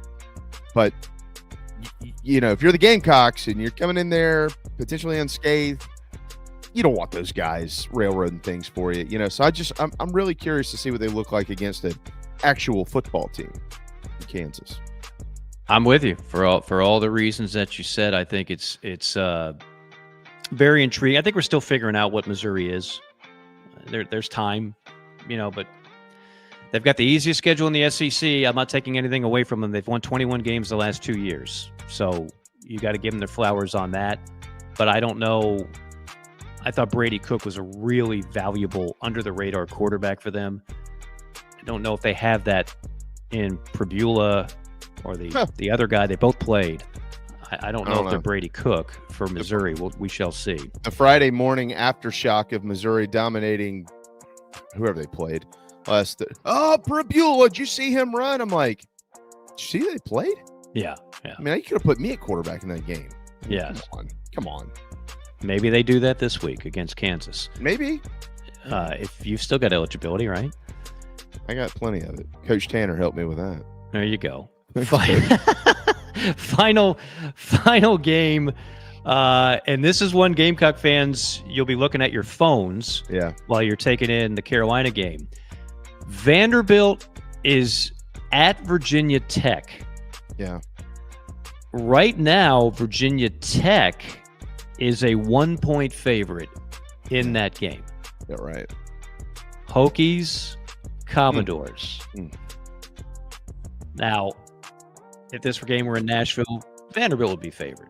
I'm on record. I think Vanderbilt's a better team. I would take Pavia over Drones. I would take Eli Stowers over any receiver weapon that Virginia Tech has. Defensively, we're still going to see what Vanderbilt's made of. But I think Vanderbilt wins the game. We shall see. And that does it for the JT's Kia SEC Drive presented by Jamie Bradford.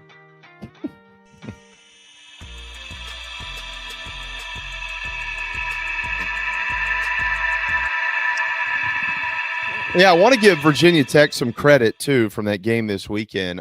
They were like I said this last week, and there were probably some chuckles, and it's fine. But they were tough. Like they're a tough football team, and I think that Virginia Tech has a chance to get better as the season goes along. Now, what does that mean? Ultimately, at the end of the year, remember last year they lost 6 games by an average of 5.66 points per game, right? I think that means they can win some games that maybe some people might not think they can win right now. Does that ultimately mean they're one of the better teams in the league? I don't know. I'm not so sure that I would buy that at this point in time. But I do think that they're very, very tough. I think they're a difficult team to deal with. And obviously South Carolina did some things that, allowed them to do have some of the success they had this weekend. But they also kind of created some on their own. So we'll see where they go. That's going to be a really good game. It's kind of a sneaky under the radar national game that people just aren't going to really talk much about because it's not 2 powers in football right now. But yeah, you're right. I mean, South Carolina fans, if you're not going to the game, the 2 games you absolutely need to be paying attention to on television are the one before that with Missouri and Kansas, and then that one. Yeah. I mean, those are the Those are the teams. Those are the next two. So I think this is a very underrated SEC weekend. I'll be honest with you. I think obviously they've got nothing to gain. Like, I think they're expected to win all of these games, maybe except for Vandy, as you just pointed out. But the rest of them, they're expected to win. But they got a lot to lose. 100%. And again, the trolls, the anti-SEC trolls are once again waiting to pounce. Isn't it with obnoxious? Every one of those. Huh? It's obnoxious to me. It is obnoxious. It's like, tell me you're green with envy without telling me you're green with envy. 1,000%. Like, why for the people out there that just can't wait, that just love carrying the Big Ten banner, they love more taking shots at the SEC because they know the banner that they're carrying around is temporary. Right. And it's based off of 2 national championships, which there's a lot of weight in that. But again, if you take the middle class and top to bottom of these two, it's just not close. It's just not. Well, it's just like, be happy with your own league. It's like the guy who's in a relationship, but he's constantly keeping tabs on his ex, right? And he's constantly saying, "Oh yeah, she was a head case, and she was she probably was." But you know what? You're happy now. You don't need to bring it up. Mm-hmm. You've moved on. You're in a better place. That's what SEC fan bases. The SEC fan bases don't obsess over what the ACC is doing, or even the Big Ten. They don't obsess over it. They got their own thing to worry about. 16 teams, right? All right. Now, if the SEC does not make it to a national championship game for a 3rd year in a row, people are going to start to get a little uncomfortable. Mm-hmm. That's not the goal here. Big Ten's had the last laugh here, the last 2 years. That time for somebody from the SEC. I don't think it's going to be Alabama. There's a lot of people that picked our guy Josh Pate picked Alabama to win it all. He was not alone. There were a number of people that said Alabama was going to win the national championship. That team's not winning a national championship. They could rebound and get to the playoff, as the odds would indicate. But that just doesn't. I think there's too many things there to fix. I don't see that team winning a national championship. And meanwhile, it's like Georgia. I've mentioned the numbers. They finished bottom 3rd in the SEC in rushing. They led the nation in drop passes, and their defense wasn't nearly as dominant as the 2 title years. And Carson Beck was a major disappointment.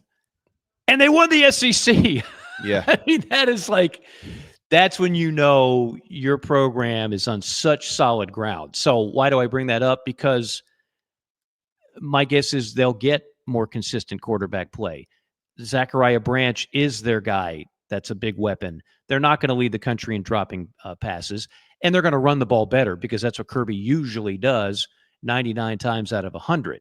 So as you're thinking about teams, I don't need Vegas odds.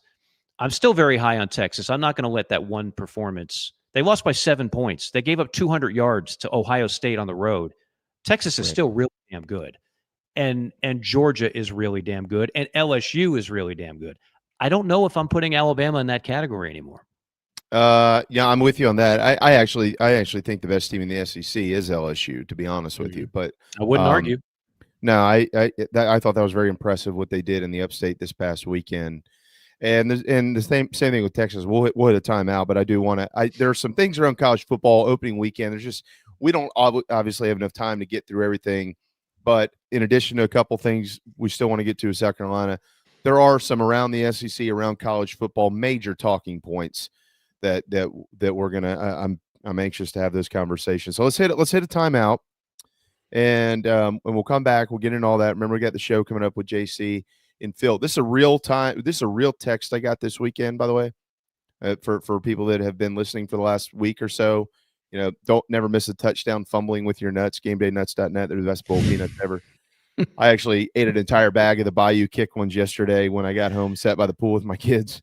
I got a text during the game the other day that from my buddy who literally spilled his nuts when Bakari Swain was taking the ball to the house. He jumped up and he fumbled his nuts, if you will, during the Bakari Swain 80-yard punt return. You got to be careful when you fumble your nuts. That can be very painful. Yeah, that's right. But if you need more, you go to GameDayNuts.net and have them sent to your house. They are just they're amazing. The Coastal Wave are wow, second to none. All right, I want to know what you didn't bring the wife on this trip, did you?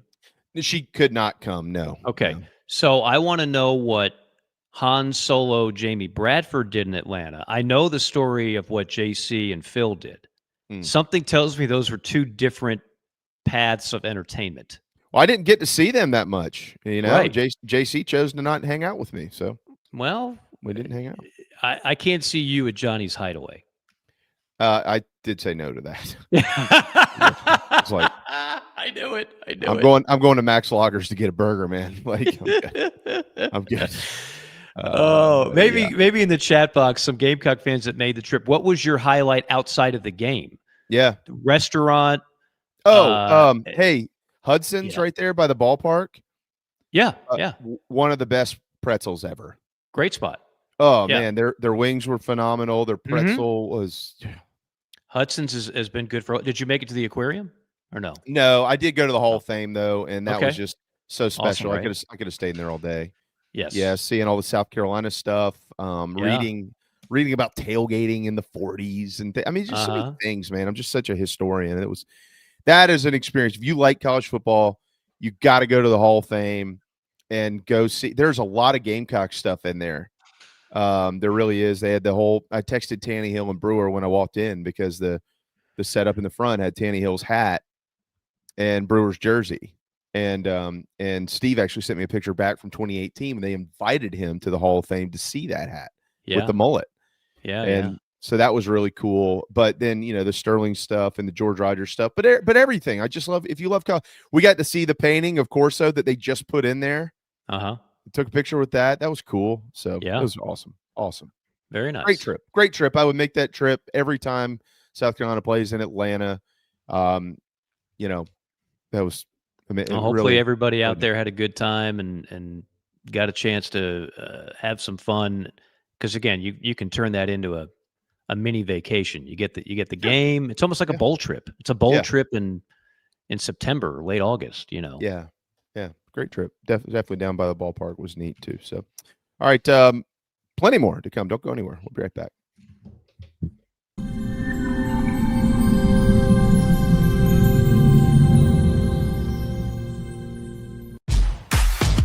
Home fitness has evolved.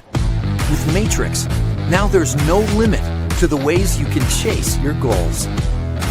It's time to make your next workout whatever you want it to be. You can use all of your subscriptions or none at all.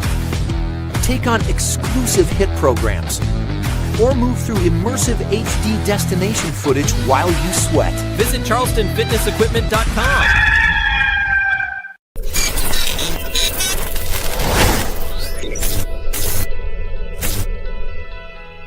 Palm Casual Patio Furniture are proud supporters of our Gamecocks. We have been making and supplying the highest quality outdoor furniture you can find for almost 5 decades. If you use your outdoor space to watch the Gamecocks, make it the best it can be. Visit palmcasual.com or visit one of our 4 locations in South Carolina. Go Gamecocks!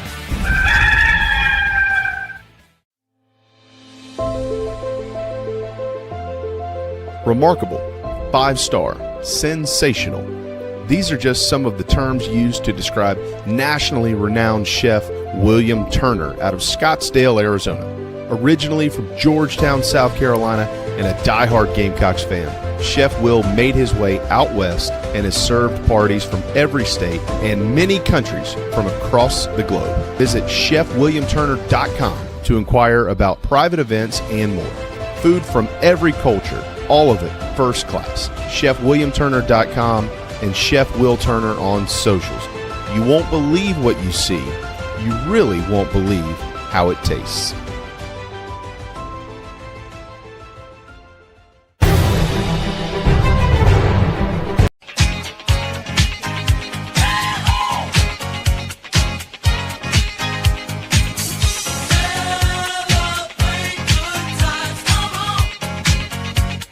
It's a celebration.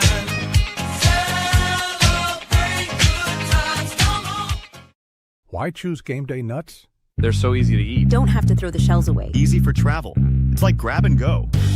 Delicious. Delicious. They are delicious. Never miss a touchdown fumbling with your nuts. Visit GameDayNuts.net. Boiled peanuts. No shell. There's nothing like Saturday in South Carolina. However you enjoy Gamecock football, Gamecock Traditions has a long-standing legacy of being a part of your game day. From tailgates to touchdowns, Gamecock Traditions has what you need and want with our beloved Block C logo. Get into Gamecock Traditions in Lexington or the Village at Sand Hill, or visit GamecockTraditions.com and have it shipped to your doorstep. We look forward to taking care of your family. Go Gamecocks.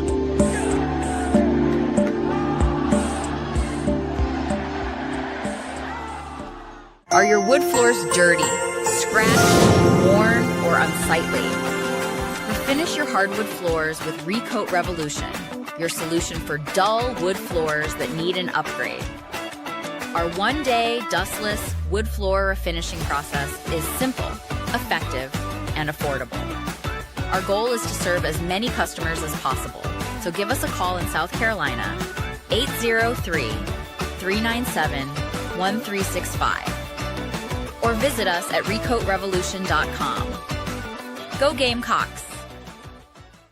Introducing this year's Carolina Jackpot $5 scratch-off ticket, featuring a chance to win up to $200,000. You can even enter your tickets into the Second Chance promotion. Step on the court for a chance to win $50,000, $75,000, or $100,000. This Palmetto Series lets show who really runs this state.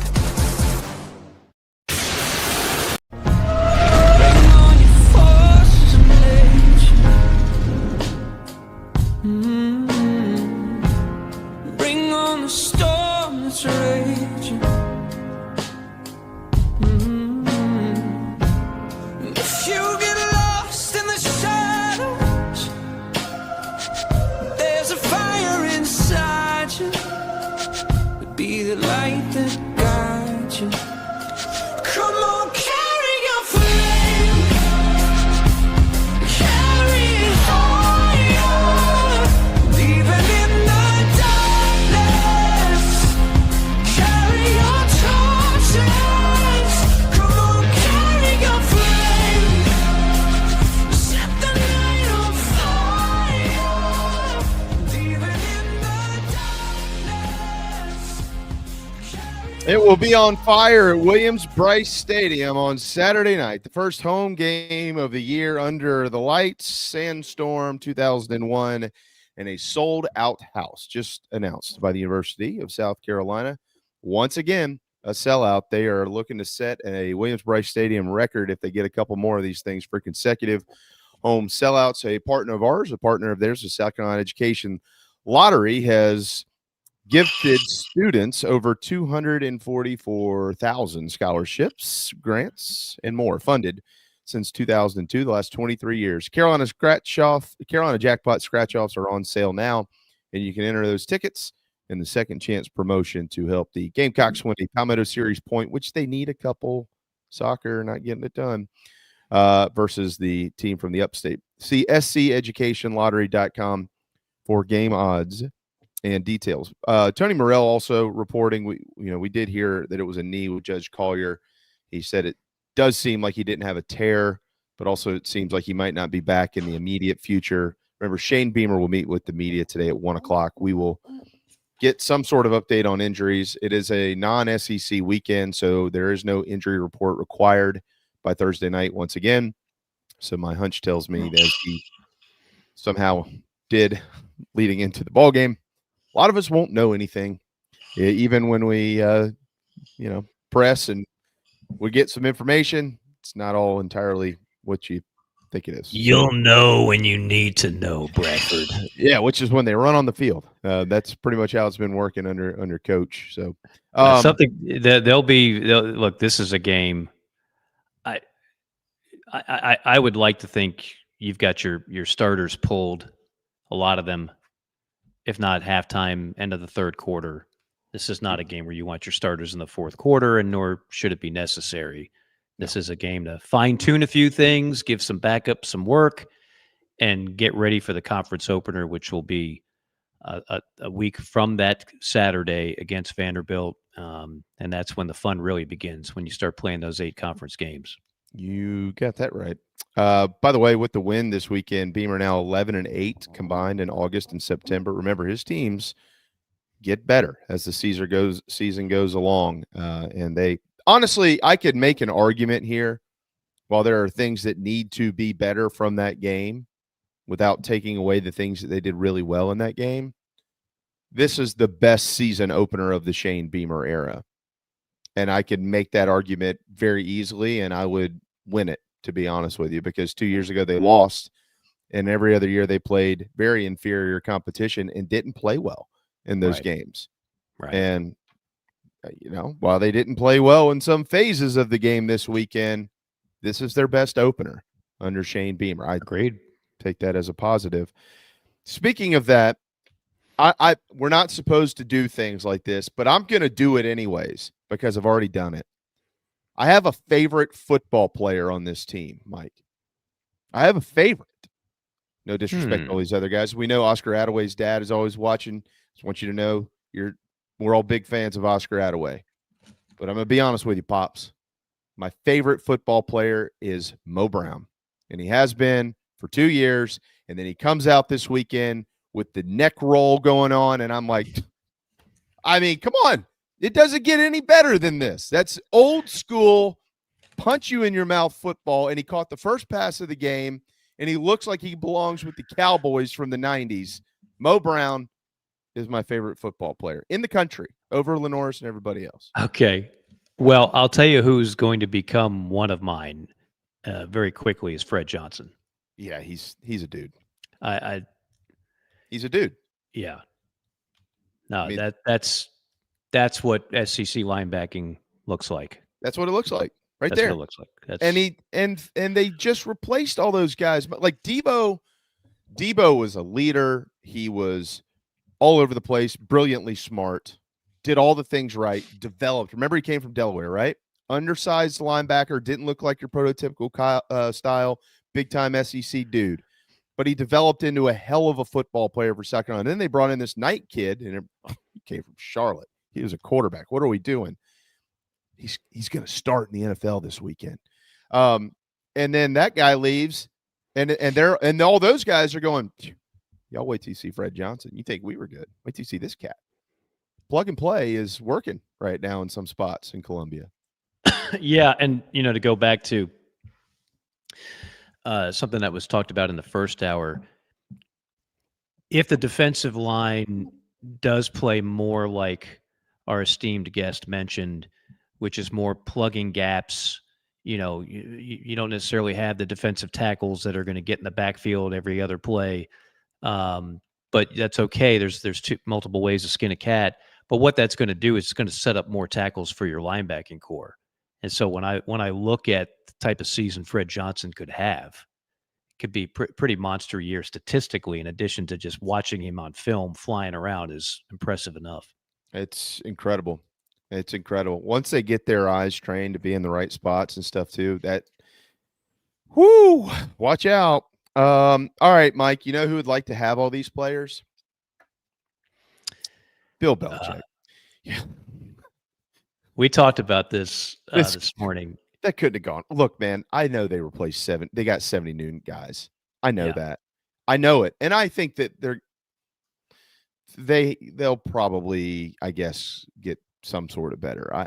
I try to be a little bit calmer after week 1, especially in this age of football. But dude, they sucked last night. Like, they were horrible. Horrible. Jimmy's and Joe's. Like, he wasn't going to go in there and part the Red Sea and walk on water, and that's not where they are as a program. No, it's just not. And I was amazed. Like, I didn't realize how many people truly hate Bill Belichick. I don't hate him at all.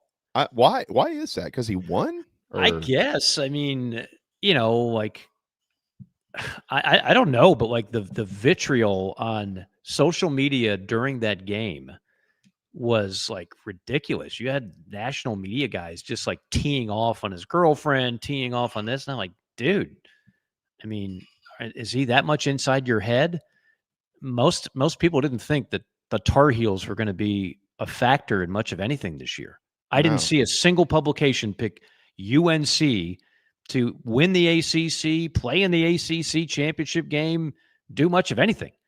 So if you hate him because, you think he's a big cheater and I don't know, whatever the case may be, but I've always respected him. He's the best NFL coach I've ever seen. Whether or not this works, I have severe doubts. Whether or not he's around more than a year or two. I mean, this seems almost like a Nepo situation trying to pass the torch to his son, who's on the staff.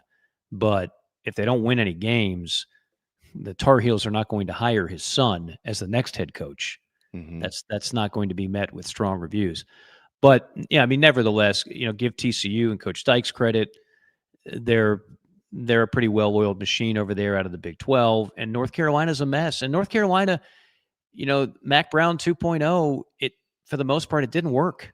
He had the 1 year with Sam Howell, who kind of took the world by storm at quarterback, and you had enough athletes there. But even with Drake May, they weren't that good, and I think he's really good. Amari and Hampton, really good running back, still weren't that good. They're never good on defense. They're always soft, and they just don't have quite enough. And so it's a great story. It's like the Deion thing. Deion, who has a 500 record as the head coach of Colorado. I hope Deion keeps coaching for the next 20 years because I love the story. I think it's fascinating. Same thing with Belichick. Not nearly as exciting as Deion, but it's like this sociological experiment. I feel like I'm watching a reality show, and I find it entertaining. Do I think Belichick's going to do a great thing at North Carolina? No. Has Deion lit the world on fire at Colorado? As much as the various media members would like to say that he has, he really hasn't. I mean, the funniest joke of the ESPYs was talking about Shador, about having his number retired. Yeah, certainly that's justifiable for a guy going 13-12 and nearly winning the Tostitos Bowl or whatever the heck it was. I thought that was one of the funniest lines of the ESPYs. Of course, it made some people uncomfortable. How dare you impugn the Sanders name? Let's see how they do without a Heisman Trophy winner and Shador Sanders. I mean, they had the two best players on the field every game in the Big 12.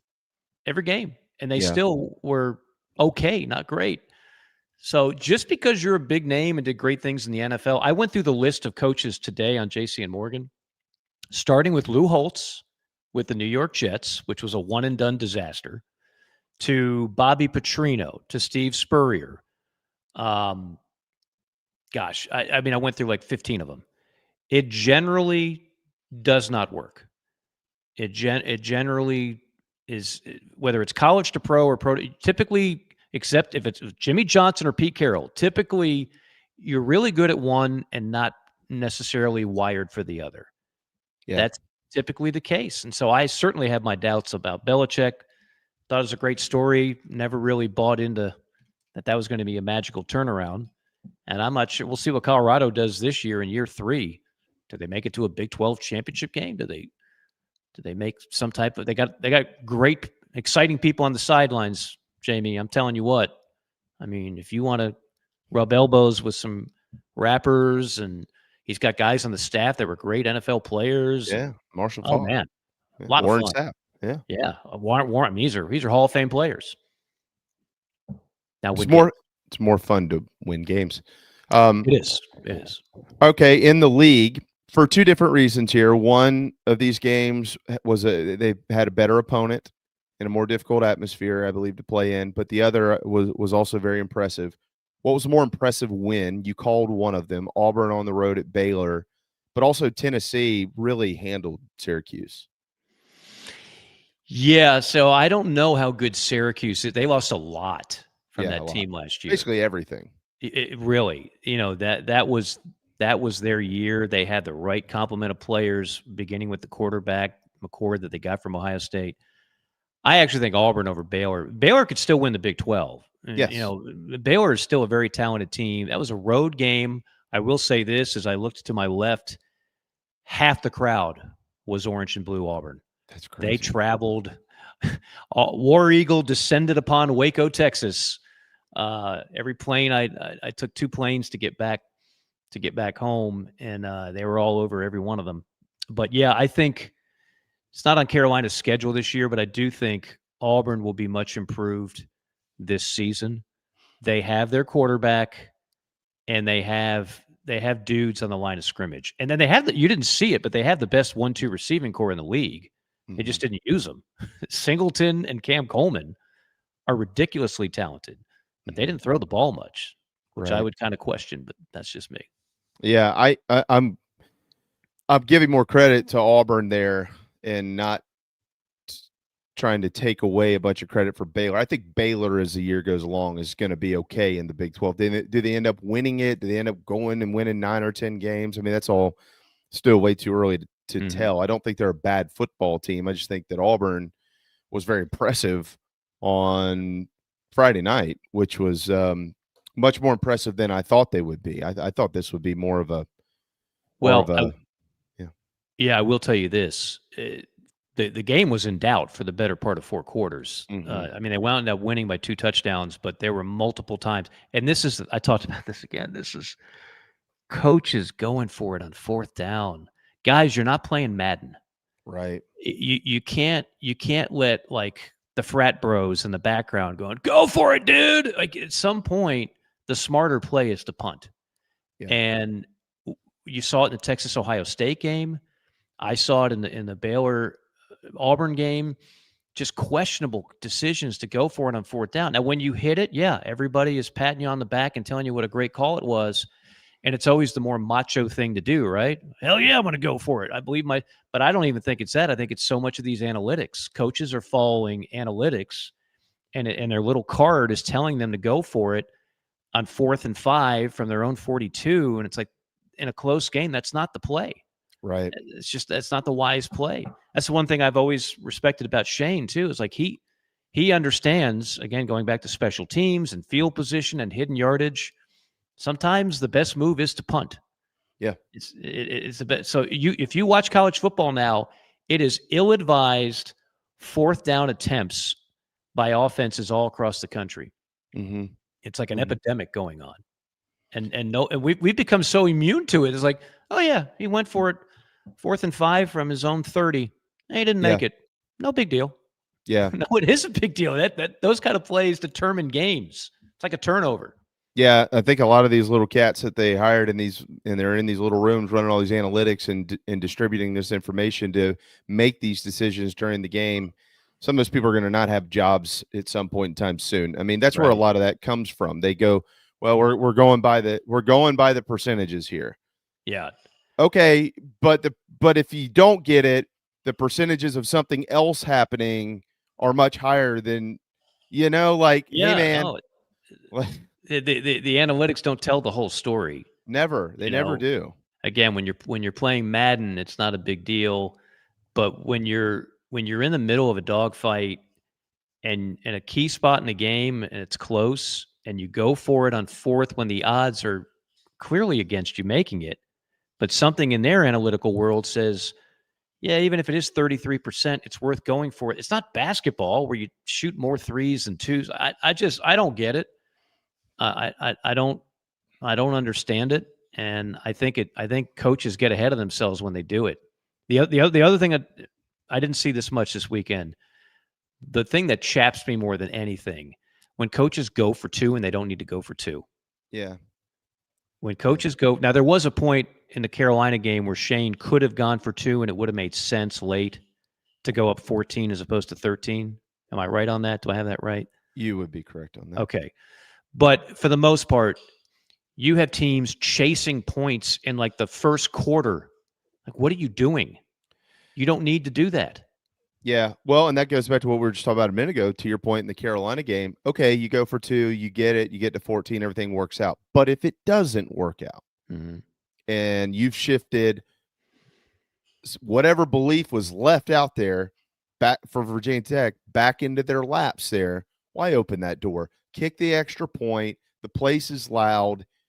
Everything's going your way. And most importantly, your defense is playing great. Yeah. Don't do anything to interrupt that flow. And he didn't. I didn't have a problem with it. I know some people brought it up on social media, but you could have. What I'm saying is, you could have justified going for two there. Yeah, that would have been that would have been mathematically correct or logical or practical.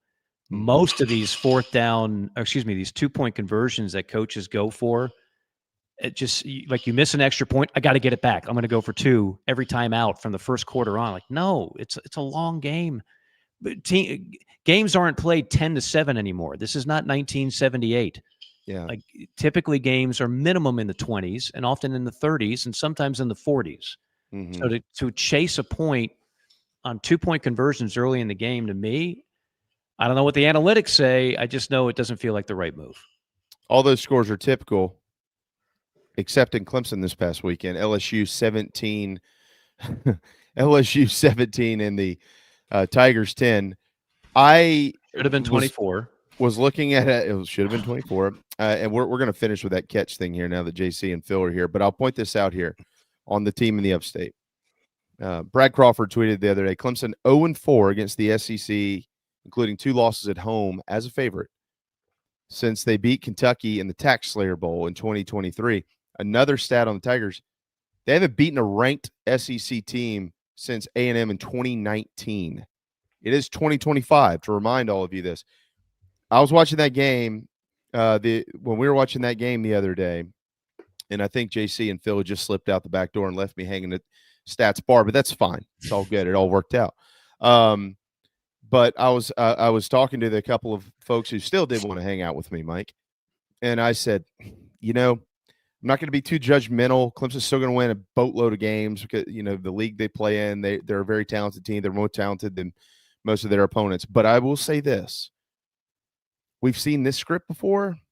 You got a wide receiver as your starting running back. No bueno. Like, that sends not a very good message. I mean, Decarrion Joyner was that guy a couple of years ago for the Gamecocks, and they ended up ultimately having to find Mario Anderson out of the mix a couple of games in and kind of get the ship righted there with the run game. Clemson's really good, but you can see some cracks in that foundation up there in the last couple of years that separate them from being really good to elite, where they once were when they won a couple of national championships. They've got a lot of great players. We know that. And those guys have been hyped up throughout the offseason. They should be. But they also have some issues. So I'll be curious to see what they look like moving forward, and can they get some of those things corrected. Kudos to Mad Dog on the bumper. Thank you, sir. Can never get too much of the boss. I'll open it up to the forum here. I mean, all I was told was this Clemson team, this is like the old school Dabo that won 2 national title teams and played in 6 consecutive playoff teams.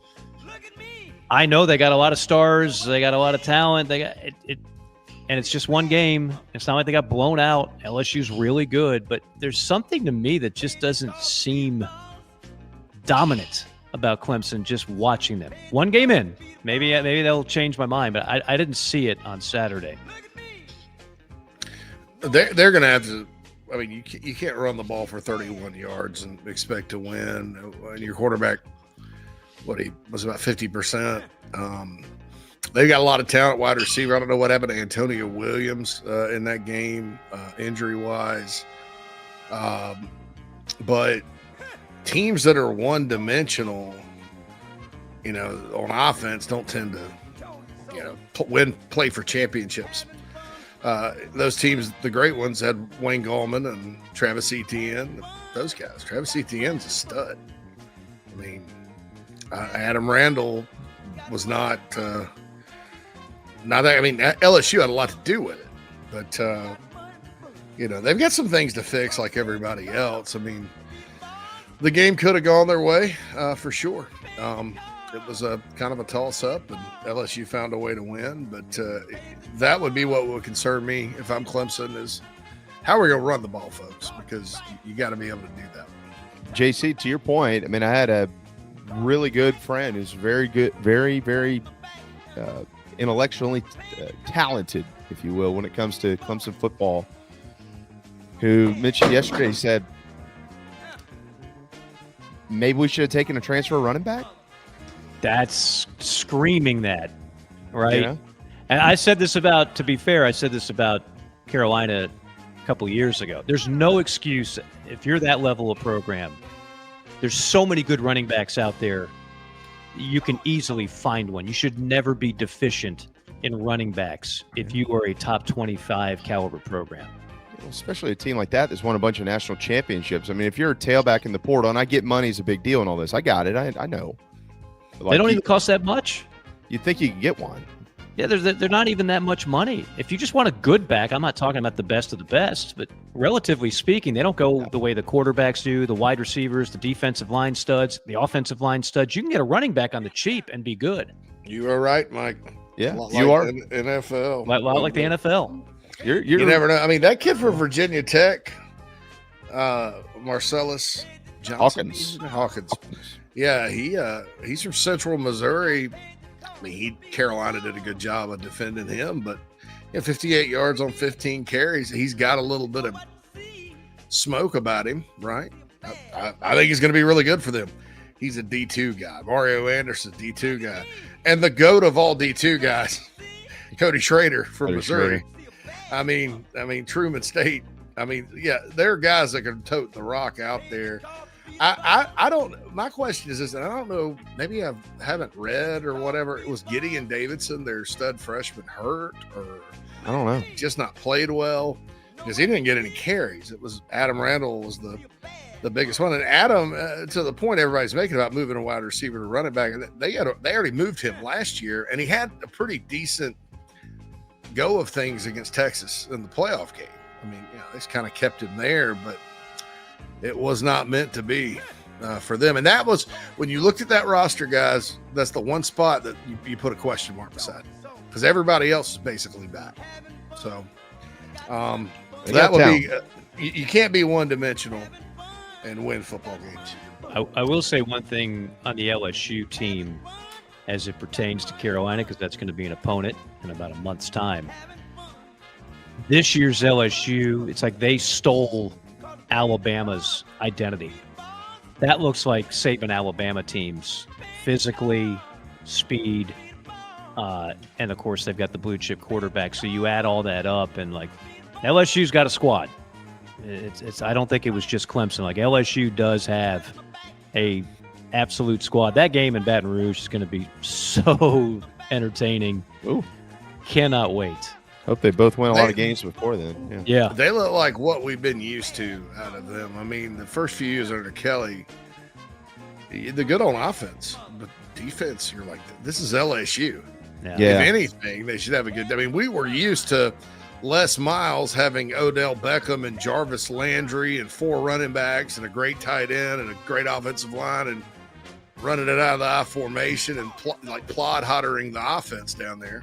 But we've always known LSU was a really good defensive team. Even the year they scored all those points, that defense was good. Yeah, so there was a recruiting lapse there. I think they've made up for it, and they've got players now, and I think they have a heck of a coordinator. So all throughout week 1, that was a few years ago, 2020, nobody could stop anybody. Nobody wanted to stop anybody. Now defenses have come back. So let me finish with this. I don't want to cut in y'all's time too much, but just to clarify, because Mike tweeted about it, and I piggybacked on what he had to say on the catch that was ruled incomplete out of the hands of Nick Harbor. I saw in the stadium when they did the replay, they were going to overturn that. By the letter of the law, that's not going to be a catch. The law is the problem, or the rule in this case, right? My biggest, Mike, I think I tweeted it above yours on the other night. Mm-hmm. He had possession of the football with 2 feet down, and then his third step landed out of bounds. The play is over. Should be. You don't have to hit the ground when you step out. Between the goal lines, if you've got possession and you step out, it's over. You've stepped out. It doesn't matter what happens to the football after that. Why on earth they are forcing these guys to carry the ball all the way to the ground through contact with it is baffling to me. The foot hit the ground. It's over. The play is done. They need to change the rule. And I'm not just saying this because I get sucked on. You already said it. It happened to LSU. It happened in other places across the country. It's the sport of football that I'm worried about. What are we doing here? Like, that should not matter. It was a catch and it was a touchdown, and then he stepped out. It's over. So they need to fix that. I mean, there will be weeks, especially if we have another game like LSU this year. We'll get our man Dennis O'Keefe on. We'll do a little rapping with the ref. But that's a call I can save everybody a bunch of time just being angry about. You need to be angry at the rule. Yeah. The rule sucks. It has sucked for years, and college football has adjusted and improved so many rules here lately. I don't know why we're stuck on this one. It's almost like they have one of those meetings where they're like, this is what we're going to emphasize this year. And it's the replay officials. It's not the calls on the field. Most would agree are correct. Yeah, no, exactly. I mean, nobody was going to, in real time, usually that's the case. In real time, they don't call it. I mean, it's the same play. It's the same rule. But why is it in real time you don't pick up on it, but when you do it in super slow-mo, it's because a ball is good. If you have the best hands in the world and I throw you the football, there's a chance it's going to move a millimeter. That's without falling to the ground. So they're looking for the slightest bit of movement, not like the ball just spilling out of the hands and going out on the ground. But I mean, literally just movement will take a catch like that off the board. It's the most flawed rule we have in the sport. Nobody supports it that I know of. No coach, no player, no fan, and yet we continue to just keep it on the books. They can adjust the rule like right now. Like, they don't have to get to the offseason and have meeting after meeting about this and go, well, now that everything's been decided and these teams got screwed this year, let's go ahead and make the change. They could actually change the rule if they wanted to. They could. I don't think they will. I'm with my you. fear is, guys, what the way this gets changed is that a play like that, the Harbor catch, I forgot who caught it for LSU, that happens in a national championship game with the game on the line. Now you're forced to change it. But until that happens, every year we go through this and nobody likes it, and the NCAA says, we like this rule. Survive the ground. Complete the process. I got to give credit here to somebody we all love, although he's a competitor of ours, Wes Mitchell. And Wes is a new dad, by the way. We need to congratulate Wes on being a first-time father. But he just tweeted out a video of the LSU game last year. Does anybody remember the catch? LSU's moving down the field. Gamecocks winning 33-29 on the visitor sideline. They take Lacey takes 2 steps inbounds. The third steps out of bounds. So he's out. Then he falls to the ground. Yeah. And they rule it incomplete because he didn't hold the ball on through the ground. Right. But they overturned the call because he stepped on the white line. So he was out of bounds after having possession. That's the exact opposite of what happened this weekend. It should have been over when Harper stepped out. What's the catch? I don't know. Yo, man. JC, I mean, college football. You're the smartest guy we know, JC. You come up with a rule for this. Just go back to how it's always been for 150 years in college. 1 foot in, got possession, touchdown. Easy. All this, I didn't remember in the pro. I don't remember who was playing the pros a few years ago. There was a catch that they overturned, and everybody's like, that was a catch. It was the Cowboys at Green Bay. Yeah, blah, blah, blah, and all this hubbub about it. I didn't like it then. Right.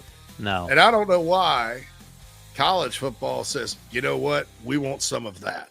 I mean, and it puts the officials that are at the game in a bad spot because, you know, Johnny Miller Light in the stands doesn't know who the difference. Oh, I mean, he's not sitting there thinking when that there's a replay official in Birmingham or Charlotte or wherever that does it, that it's not the guys in the stripes when he hollers out their home address or says something about their mother. I mean, you're just opening up your guys on the field to be persecuted over something that they got, in my opinion, right. And, you know, it's, I guess that's the justification they used against Virginia Tech last year against Miami, too.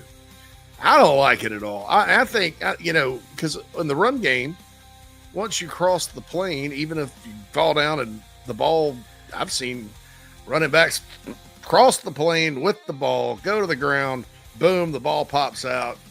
It even looks like a fumble. It may, and it's not a fumble. It's a touchdown. And it's dead at that point. So I don't understand. I think once they get 2 feet down, that's a touchdown. And it 2 feet or 1 foot. 1 foot down, possession, touchdown. Has to be. I mean, this whole control. That's that's one of the things about college football I don't like when we get into the beauty contest. Well, it's not pretty enough. It's not a pretty enough catch. The defensive back's doing nothing. I mean, the defensive back, may stick his hand in there after the guy's got it. I mean, the quarterback, great pass, great reception. The offense won that down, and you're going to take it away from him and just hand the win to the defense because of something that's a little bit better served in gymnastics or diving. Oh, not pretty enough. I agree. Yeah. Hey, you got your rear end kicked on that play, but nice job. Yeah. Here's a game. Here's a juice box. Yeah. But you got it out when it hit the ground. All right. We'll get out of here and let y'all get to work. Hat tip, Lee Corso. What a career. 6 for 6 in his final picks, and that included the Gamecocks as well. That was a neat Saturday morning. So no doubt. Hope we can all leave a legacy like Lee. All right. See you tomorrow. See you.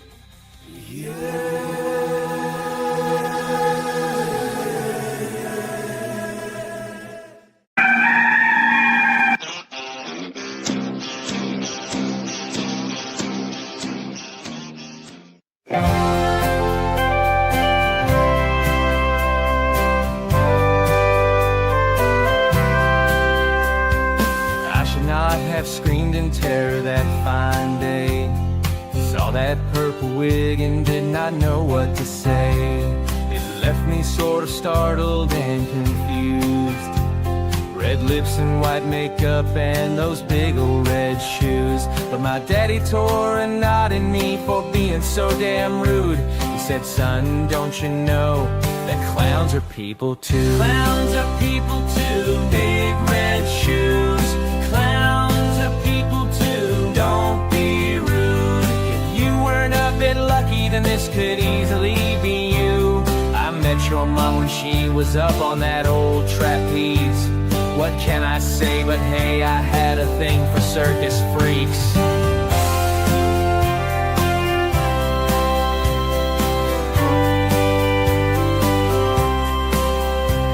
I started watching Bozo and warmed to the movie It. Killer Clowns from Outer Space to me was a big hit. Some people like McDonald's because of Mayor McSheese. But Ronald is my homeboy now, and Krusty and Pinky. Clowns are people too, big red shoes. Clowns are people too, don't be rude. If you weren't a bit lucky, then this could easily be you. I met your mom when she was up on that old trapeze. What can I say but hey, I had a thing for circus freaks. Clowns are people too. Clowns are people too. Now I own some tiny horns and got me those red shoes. I don't know much, but know one thing that's true. If you don't know anything, just know that clowns are people too.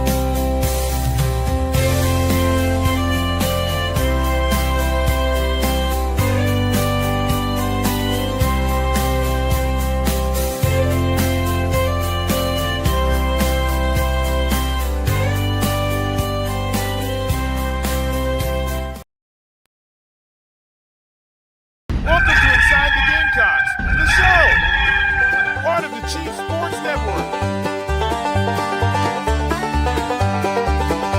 Mad Dog's upstate raised and reared up near the tater patch.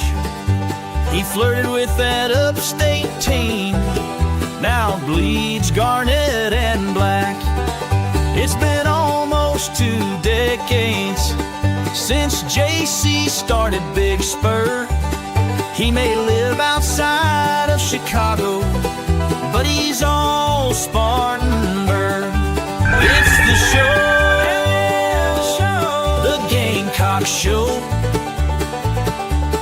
ITG, Phil and JC, it's the show.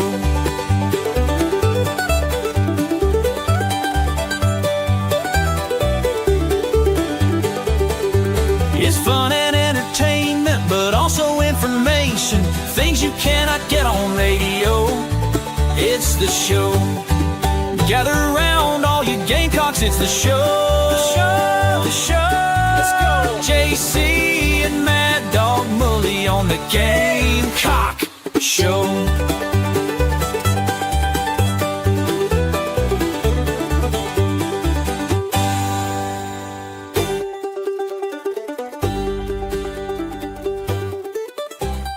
Welcome in, everybody. It is Inside the Gamecocks, the show, firing off here on a terrible Tuesday. Not so terrible, though, coming off a win in Atlanta. Gamecocks down Virginia Tech, 24-11, JC. We were there to see it in person. Ups and downs, but it's an opener, so you're not expecting it to be perfect, right? And you come away with a win. That means it was a good day. It doesn't matter. There's plenty of things that need to be fixed. I think Preston said it. He was like, you don't want an opener to be perfect. You want something for the coaches to go back in there and say, look, guys, we have not arrived. This is, things that need to be fixed. But plenty of splash plays there towards the end. You look at the Vakari Swain putt return touchdown was a thing of beauty and truly sparked, I think, the offense to get their asses in gear and put this game to bed. Finally. Absolutely. Big play. You needed that. You needed something, some juice, right? You had to pump some juice into this thing. And that was perfect to do it. I thought so. I think that in games, that's what good teams do when they hit a wall, a lull, if you will. You had a lot of things kind of go against the Gamecocks. The touchdown called back, that was a momentum play, and the momentum in the game shifted. And Carolina got off to a really good start on the first drive, and after that, interception by Fred Johnson, and that was a big play for Fred, but also for Virginia Tech, because Fred didn't, he came out of the end zone. So you're at the 2, and then all of a sudden there's a safety. There's no excuse for that. And it flipped the momentum. Well, Carolina gets it back. They're down the field. Throw a touchdown pass. It's overturned. They got 10-5, third quarter. Nothing really good about that until Vakari's return for a touchdown. Carolina seemed to kind of get back into it on offense and make some things happen. So it was an opener. That's just kind of what's going to happen. I mean, I've mentioned a couple of times, sometimes I'll go back, man, and I'll look back at previous games and stuff, and I'll go back to the opener, and most years I'm like, that team's nothing, good or bad. Team's nothing like the team now, because you find out more about your football team and kind of what the deal is as the season moves along. Beating Virginia Tech on a neutral site, winning by 13, covering the spread. Look, hey, just move on. There are things that need to be fixed, but every team in America can say that. I mean, we talked about LSU. Everybody's hyping them up to be number one now, Phil, and there's things they need to correct. Ohio State had one of the biggest wins of the weekend. They probably are sitting there going, our offense needs to be better. Right. That's just how it is. Nobody's perfect either way. I mean, Auburn, you're feeling pretty good about running for 304 yards against Baylor and winning the football game when a lot of people thought you would lose, but you're also probably like, we gave up 400 yards passing. I mean, yeah, it's just kind of only people that need to feel bad right now are the UCLA Bruins, because they got their butts handed to them by Utah. I'm not feeling real badly. good if I'm in Kentucky either. That's the other one. Kentucky fans are probably they got a chance. Kentucky's got a chance to redeem itself against Ole Miss this weekend, but Ole Miss is looking kind of for revenge and all that good stuff. Plenty of so setups. and everybody's going to talk about the offensive line and things like that, but yeah, they didn't have the best game. It looked like Virginia Tech's movement up front, stunts and things like that got to them. They didn't have an answer a lot for Kamari Copeland. The good news is it got better as the game went on, and then lo and behold, Marquis Anderson coming in for Newsome, I thought settled them down a little bit. But then lo and behold, on the last the run by Lenor Sellers with 4 minutes to go, that got the first down where he did that fold in half thing and escaped one of his trademark moves. Right. And the Gamecocks were able to keep the clock. Marquis somebody just blew past him. That was where the pressure came from. You're not going to be able to deal with that this year. I don't know what they need to do. I don't really necessarily think Newsome was a guy that people kind of planned on being the starting left guard. I guess he won out over Marquis, but I don't know. Shed Surratt should be back at some point. I think we have a Beamer presser coming up, so we'll get an update there. But it was an adventure. Josiah Thompson, I think, didn't play super duper. The right side was pretty good. Now, I will say this because I've got some top players that need accolades. I thought Trevon Ball played a really good game. I'm in agreement. Yeah. I mean, he pulled on some of those long runs to the left side. He was pulling and getting his guy out. Rodney Newsome, I'll say this on Faison's long run. I don't know why somebody almost had Faison in the backfield, but they did. But he made them miss. Newsome turned around and got downfield and was blocking. So I don't want everybody to jump all over one player. But sometimes, guys and gals, it's one player that messes things up for an offensive line. You have to have all five. That's why gelling and continuity and all that stuff. That's why they stress it. That's why they don't sub enough. We'll see what happens. I definitely believe Surratt should get the next opportunity inside at left guard. I don't want to sit here.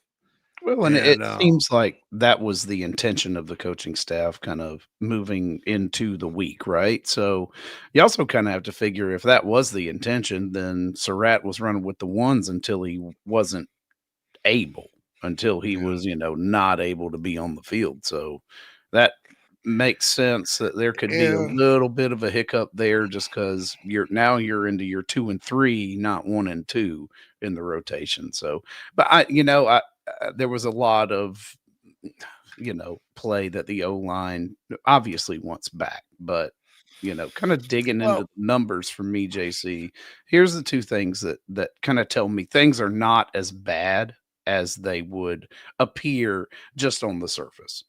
Oscar Attaway had a 4.3 yards per carry average. Russell Faison, 5.7. Listen, if you're over 4, then you're doing well. You're running well enough. Now, there were only 21 attempts between the two of them, not including, obviously, Sellers carries, but not all of those are intentional, and some of those are, tackle for loss or sacks. So while the O-line is going to get a lot of the attention, it's not where it should be. It's been 5 years, this, and this. Like, I'm not willing to say right now after one game that they won't be able to kind of figure some things out even in a single week's period, because the numbers are there to show that the performance was not as bad as it immediately looked.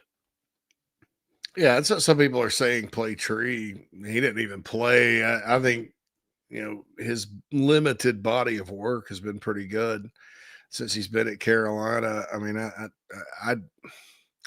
I don't know where Nick Sharp was. Everybody's going to ask questions about those guys today, so we'll see. But I'm just, I was kind of shocked, just like y'all were, that Rodney Newsome was getting the start. And I want to be fair to him because he just wasn't a guy like during the spring game. He played a lot of center and snaps weren't good and things like that. I didn't realize that he was fundamentally in the mix there to start. Yeah. So it could, well, they keep things quiet. So we'll see if Shed can get back and if that kind of helps solidify. I do think Josiah Thompson needs to play better or Tree needs to go in the game. I mean, it's that simple. If you got backups or depth and you got somebody that's struggling, I mean, you gotta make the call like they did at guard. And Marquis Anderson did play well. I mean, that's going to be good for him. He got how many 20-something snaps in the game. That's the most he's ever played. He's talented. I think that's good for him. But I don't want to spend the whole show talking about the offensive line. Nah. Just because it kind of makes me sick in a lot of ways that it overshadows a lot of great individual performances and a game that the team and coaching staff and fans that were there were very excited to win. Excited to win. Of course, there's issues. But there always are. And, people have to kind of calibrate game one in a lot of ways and make sure that, you got tougher games coming up and you got games you're going to be more in season ready to play than that one. I'm not making excuses. I didn't think there was any excuse at all. I thought there were some inexcusable type moments. I mean, when they're running simple stuff up front, on Virginia Tech, and that's causing this many problems. I mean, do you don't think everybody else is going to do that? They absolutely are. Yeah. I mean, yeah. Why would you not? Those are some basic little stunts and stuff. I mean, it wasn't anything complicated. And it threw things off for a while, but the Gamecocks came back, rebounded, got momentum. You never know. It's a momentum game. I will say this, the defense, I thought all of the concern about everything was, I thought the defense had another really solid outing, right? Yeah, you hold your opponent to 0 touchdowns, especially in week 1 when things are a little disjointed anyway. You got to love that. It just, that did my heart good. It was good to see them have some success early. And then, man, I just can't believe you had 0 faith in this guy, Fred Johnson coming into the season here, JC. I wasn't high on Fred Johnson at all, was I? No, not at all. I mean, listen, you whiffed. Dude, I even sat there, psyched myself out. I'm like, I talk to myself, you need to quit talking about Fred Johnson. That's right. Because you've built this guy up, you've become what you despise, JC. You built this guy up so much, anything other than an elite level effort that first game. And it's just unfair to Fred, right? Because everybody's always extreme with their snap opinions, and rightfully so. That's what makes this game great. That's why we have jobs, snap opinions. Irrational reactionary opinions, right? That's kind of what our business is. But it wouldn't have been fair to him because if he's not that good, that would have been a problem. But man, he was disciplined. His eyes were he dissected plays. When he bailed and went back in pass coverage, I mean, that was a full sprint backward, dude. He could run. Several they tried. Remember, I was all worried about running it to the outside, plays to the outside, run or pass, swing passes, whatever. I was like, I honestly, Phil, with Fred Johnson out there, I don't know if teams are going to be able to run on the perimeter against the Gamecocks or not. No, I know. I just don't know. Sledding. It's different. It's not Kyle Kennard getting off a block and blowing a play up this time, but it's that guy at linebacker is something else. And I'll tell you this. I guess we're calling him Joe O now, since that's what Todd Ellis. Todd did the right thing because I mean, I wanted to mispronounce the name Uncle Ronquo. Todd did the right thing by just going J-O, but I think he said Joe O. Joe O. Joe O. So we'll call him Joe O. That's right. It's first game for everybody. First game. Hey, yeah, no. Todd called a good game, Tommy. It was it's good to hear Tommy's reactions to touchdowns. I mean, those are kind of part of Gamecock lore. But I look, I'm going to tell you this. It's not going to surprise me one bit as the season moves along. At the very least, if you don't see a Demetrius Knight Bam Martin Scott kind of rotation there, where Justin's playing just as much, if not more, than Murphy. And it's nothing against Sean Murphy. I just, the plays Justin made, they're those plays. There's great individual efforts, and he's so big and fast, and he's very physical. He doesn't shy away from contact. I mean, that guy. I still wanted to speak German pre-snap. That would be awesome. But man, I understand why they were so high on that guy. Yeah, and he's just he and Fred Johnson are both redshirt freshmen. Actually, I'm sorry, Fred's a sophomore. He did not redshirt last year, but Justin's a redshirt freshman. I mean, they're young and good. Carolina's in really good shape at linebacker right now. So I thought that Fred did me proud, man. He lived up to the hype. And I'm always saying, I'm not hyping this guy. If I say this, that, and the other, I was hyping him. I'll freely admit it. And to my credit, I admitted it before the game. I said, look, I'm hyping this guy. So that's just kind of how it goes. All right, let's hit a break. Yeah. Mm-hmm. And I'm trying to pull up some food hell music. Nana Sports chat box, we'll get to you. Bruin asked why Tree didn't play. They only played 6. I mean, you just don't sub on the O-line that often. Yeah. For that continuity reason. I think they had to sub Marquis, but did not sub at tackle. So we will see what's going on. All right. So yeah. All right. I don't really have a sponsor to mention right now. No, Game Day Nuts. That's always a good one. GameDayNuts.net. Get your nuts. Get those nuts. Sponsor of Inside the Gamecocks, the show, everything we do here at Chief Sports. Check them out, GameDayNuts.net. Those nuts are the best nuts. And we'll be back after this as the show rolls on a Tuesday that feels like a Monday, but it's a terrible Tuesday. Me and the Mad Dog. Oh, by the way, no poll on the inside. Didn't do a poll. Not going to do a poll today. I'm going to wait till tomorrow. So no poll, but we will have a VHS dates top of the hour. So it's a good one, too. This lady. Anyway, back after this, the Mad Dog, JC, rolling on. Welcome to Dry Space Crawl Space Solutions. Basement crawl space encapsulation designed for your specific needs. Your crawl space can be susceptible to all sorts of issues, including moisture buildup, mold growth, and structural damage if not cared for properly. Let our trained experts provide basement crawl space encapsulation solutions to protect your home, improve air quality, and enhance energy efficiency. Schedule your consultation today for a safer, healthier space at dryspacecs.com. Dry Space Crawl Space Solutions, proud supporters of your South Carolina Gamecocks. Oh man, the building is on fire. Emergencies and accidents happen. When you're in the middle of a fire or water event, all you want is for things to return to normal as soon as possible. Resto Pros of the Midlands is with you, guiding you through the process and working with you to get your home or office back in working order. They'll answer your questions, discuss procedures, and can act as your advocate when it comes to processing your insurance claim. Resto Pros Midlands SC.com. Open 24/7 when you need them. Quality that is guaranteed. Welcome to SEC Sunday Night, part of the Chief Sports Network. Every Sunday night at 8 p.m. on the Chief Sports app, the Chief Sports YouTube channel, and on our X accounts. Hosted by Rob Williams and Craig McMichael, talking the week that was and what's to come in the SEC. Join us every week for SEC Sunday Night on the Chief Sports Network.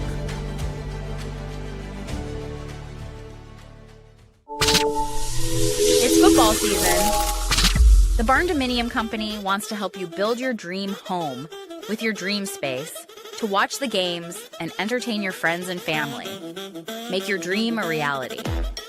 Visit thebarndominiumco.com. That's thebarndominiumco.com for floor plans, photo galleries, locations, and to learn more about us.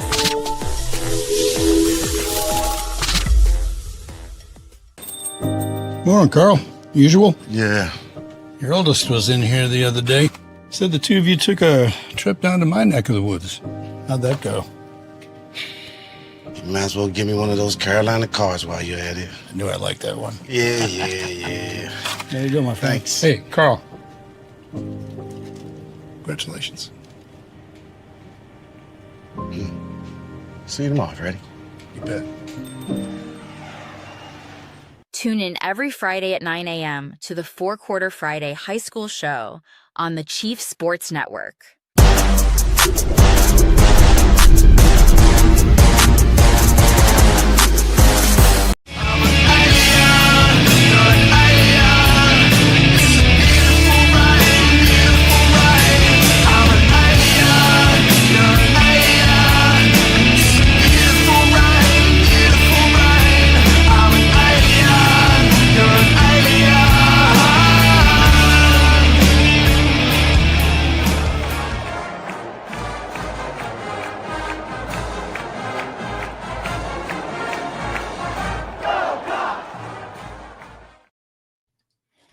Welcome back, everybody, inside the Gamecocks, the show. I forgot how abruptly that clip ended. It does. It is. That's all right. Yeah, I can put a little. Oh, anyway, good to see everybody out there. You know, folks we ran into. Big thank you from all of us. Just coming up and talking. Always good to see. Of course, we got to hang out a little bit with Lance and Craig and his son, but both their sons. Yeah, both sons. Ran into Clint at the MARTA after the game, so it was like a whole chat box reunion. How did I miss Clint at the MARTA? It was brief because we got down there. We literally were about to board the train. I know we kind of got shook hands, and off we went into the train. Off we went. All right, so there's a Hokie in the chat box. I don't know off X. I'm not sure what the deal is. This came in the chat box. I don't know what happened. Hokie John. Oh, this is coming off of something Mike said. What'd Mike say? Morgan? Well, Mike said SEC fans don't obsess over what the ACC is doing. Then I happen to agree with that on its face. They kind of do. If so-and-so was in the SEC, they'd be undefeated. Random mid-SEC fan. It's really hilarious to hear an SEC fan claiming other conferences fans are obnoxious. I don't know that Mike claimed anybody was obnoxious. Yeah, that did not. When it does have success, that can be the most delusional, hypocritical take I've ever heard. That's a little bit hyperbolic. That is. If you know Mike Morgan at all, I don't think he's saying anything about specific fan bases. The ACC is a garbage football league. I don't think you can deny that. Part of that's Virginia Tech's fault for falling as far as they have as a program. Now, I'll pull for Virginia Tech every single game outside of South Carolina, but the conference debate is a different debate. Why does it matter? Because we have a college football playoff now, and they let a group of 5 team that won 11 games in the SEC, in the ACC last year, in over really good SEC teams that would have beaten them like a rented mule. So that's why I'm not sitting here talking crap about anybody's fans. Hokie fans were very gracious and nice and kind of cool. They cheer hard for their team. They showed up in Atlanta. I love y'all, man. But, you're responding to something Mike said and, thinking he's being like he's an SEC fan. He covers all the teams and calls all kinds of games, man, all over the place, including the ACC, and has nothing but respect for you guys. So the most delusional, hypocritical take, if you want to hear one of those, don't listen. You probably shouldn't listen to our shows. There's some delusional, hypocritical takes out there, brother, for sure. But it came in off of X, and I should have known better because X is kind of the home of those takes, right? Right. It is the home of the screaming into the void. Yeah, and it's also the home of overreaction, responding to something without context. So we love you, Hokie John. Just it's crazy. So anyway, the Queen of the Cock says, you're the first person I thought about when Vakari Swain busted that touchdown, Queen. Queen of the Cock says, Vakari Swain is an alien. On the mower listening. Good show so far. Cam says Vakari could have been a wideout. Yeah, absolutely could have. They're going to need him at corner, though, just in case this Judge Collier thing does not go well. Paul McJunkin throws a little shade at Clemson. Paul Tabo said they'd be the first 16-0 team. We'll see, but not going to be this year. No, not going to be this year. Look, that game could have gone either way, but yeah, I mean, there was a lot. Yeah. Whoever lost that game was going to eat some. Oh yeah, it was going to be exactly in this spot, right? I mean, there were going to be, the loser of that game. That was a no-win situation at all for whoever walked away from that with a loss. I mean, a single possession win for two top, what I guess 10 programs, right? I mean, you'll take that all day long, especially in a game one, but all the better that they did open the season with a loss. Yeah. Cam mentions JT Gear. He said he played his butt off.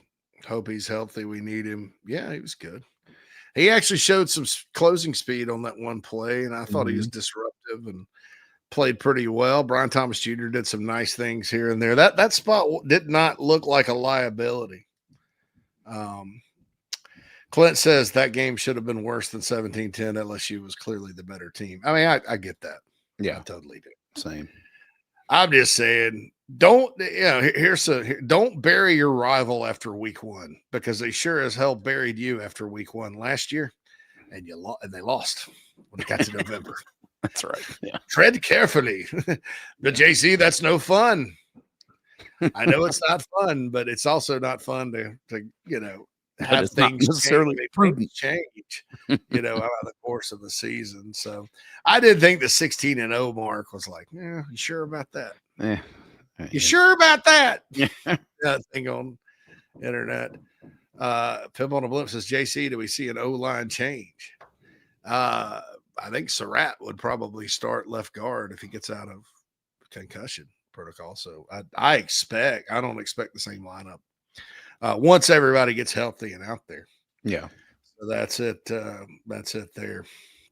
But yeah, it was an interesting weekend of college football, Phil, and all that. So I think this too. I'm gonna go running backs here for a little bit. It would be fine with me if 14 for Oscar, 7 for Rasul. It'd be fine with me if those were flipped, or if they added a third back, whether that's a Gustav who played but didn't get a carry, or Fuller or Howell. It wouldn't hurt my feelings to see that happen.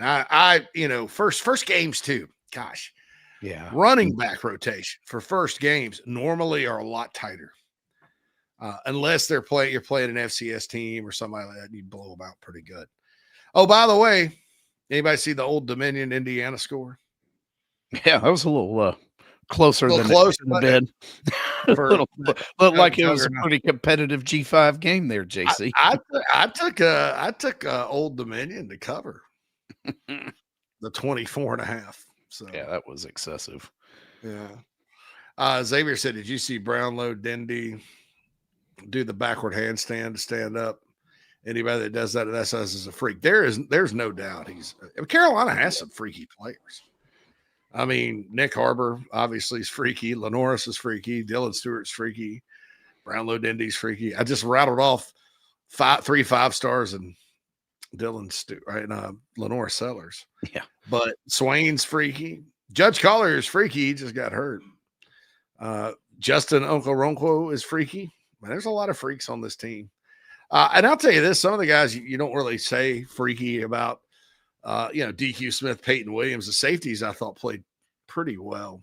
Mm-hmm. Virginia Tech's receivers, folks, and this is one thing I didn't agree with Jamie on last week. He didn't really see it on paper with their receivers. I know Donovan Green, when healthy, could be a baller, and Aiden Green, their other guy, that played really well. I thought those two guys played well. And then some of those catches, you just got to tip your hat to them. There was nothing in coverage that could have been done. They also dropped a lot. Yeah. Kyron Jones chucking the ball 35 times and only completing 15 of it. I don't think Virginia Tech's in a position to win many of those games. Against Vanderbilt this weekend, I would expect that to change a little bit. Tri-State says Brady Hunt's a solid tight end for sure and is smart, deserves to play, but I'd love to see Michael Smith get involved. I don't know that Michael Smith was healthy, Tri-State. We'll find out. Question. Yeah. We're going to find out, but he only played one game. There were some rumors about that pre-snap or pre-game that some people were texting me asking me if he was okay. And then he played and got a catch early and then never played again. Jordan Dingle got a lot of snaps. There's no way Michael Smith only plays one snap based on practice or something. Maybe. I mean, I just can't see that. Brady did fine, though. He led the team in catches. And one thing about Brady is he's a little faster. Yeah, he looked like he had some moves out there, man. Last year. Yeah, he looked a little yeah, well, and think about this. In 2023 at Ball State, he didn't play. Injured out the whole year. Last year played a lot of special teams. Obviously you had Josh Simon and he would play and looked like he was kind of feeling his way. Then by the time he started rolling, Phil, like with the catch in the Missouri game, he got hurt and was shut down for the season. Yeah. So he missed more time. This year he looks like the player that everybody thought when they got him out of the portal and beat Texas A&M on him. Clint says he's a lot faster than Austin Stogner for sure. I would agree with that. Stogner was not as fast as we thought, right? He was a big lumberer. Austin also had some stuff at Oklahoma. And if you notice, when he went back to Oklahoma, he didn't do much there either. So, Xavier said they really picked on that side after Judge went out. Yeah, they did. We'll see. Bruin says injuries piled up fast pregame and during game. Yeah, but some of those injuries, Bruin, were known. But you don't have to release a injury report. Yeah, right. So they keep those quiet. Chuck says, I'm a little surprised Mazio wasn't targeted much. I'll say this. I think in general, I was surprised they didn't go downfield to the wideouts much. I mean, he only had 19 attempts. Some of those he was rushed out of the pocket. There's 4 sacks is inexcusable. You can't. Let's not start this again. Yeah, right. No. You have Lenor Sellers back there. In theory, he should not be getting sacked ever. Right. Ever. Yeah. Like, really? I mean, teams especially not in your own damn end zone. Yeah, I don't care if you are on the 2-yard line. You should not take. I mean, that safety should not have happened. That almost wrecked my whole mood, JC. Like, I was like, I'm not gonna let this wreck my whole mood. We're gonna come back from this. And I was rewarded for my patience in 2 quarters later. Yeah. Ben says his grandma's faster than Stogner. Yeah, I don't know how fast Austin was. I also don't know necessarily that the tight end usage was stellar that year by the offensive coordinator. So yeah. Krager says a couple of Virginia Tech's catches reminded him of the catch down the sideline that Luther Burden made against Kilgore when he was right there. The receiver just made a better play.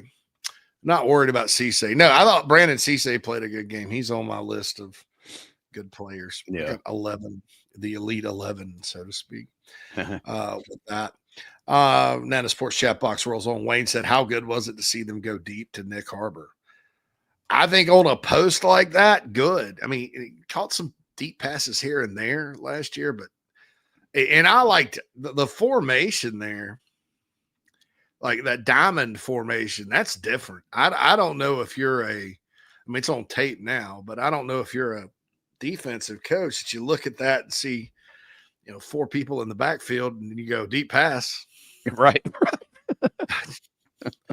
I think that was a great play design and play call. Yeah, there were some great calls for Shula. There were some things I didn't necessarily agree with. I feel like, I mean, obviously, I don't feel like we saw everything in the playbook over the weekend, right? I mean, it's an opener. You want to go with what you know, what you do best, and that's what you're going to roll out there. But I feel like some of the things that we did see and that are now on tape are there for a reason, and you can do different things off of some of the stuff that we saw, but no need to tip your hand quite so much. And specifically, I did kind of think we would see more targets to other wide receivers, but at the same time, I am not surprised, nor am I disappointed, JC, to see Harbor being the primary target. Like, they were trying to get the ball to Nick Harbor, and it worked. I mean, it paid off down the stretch. It paid off at the end.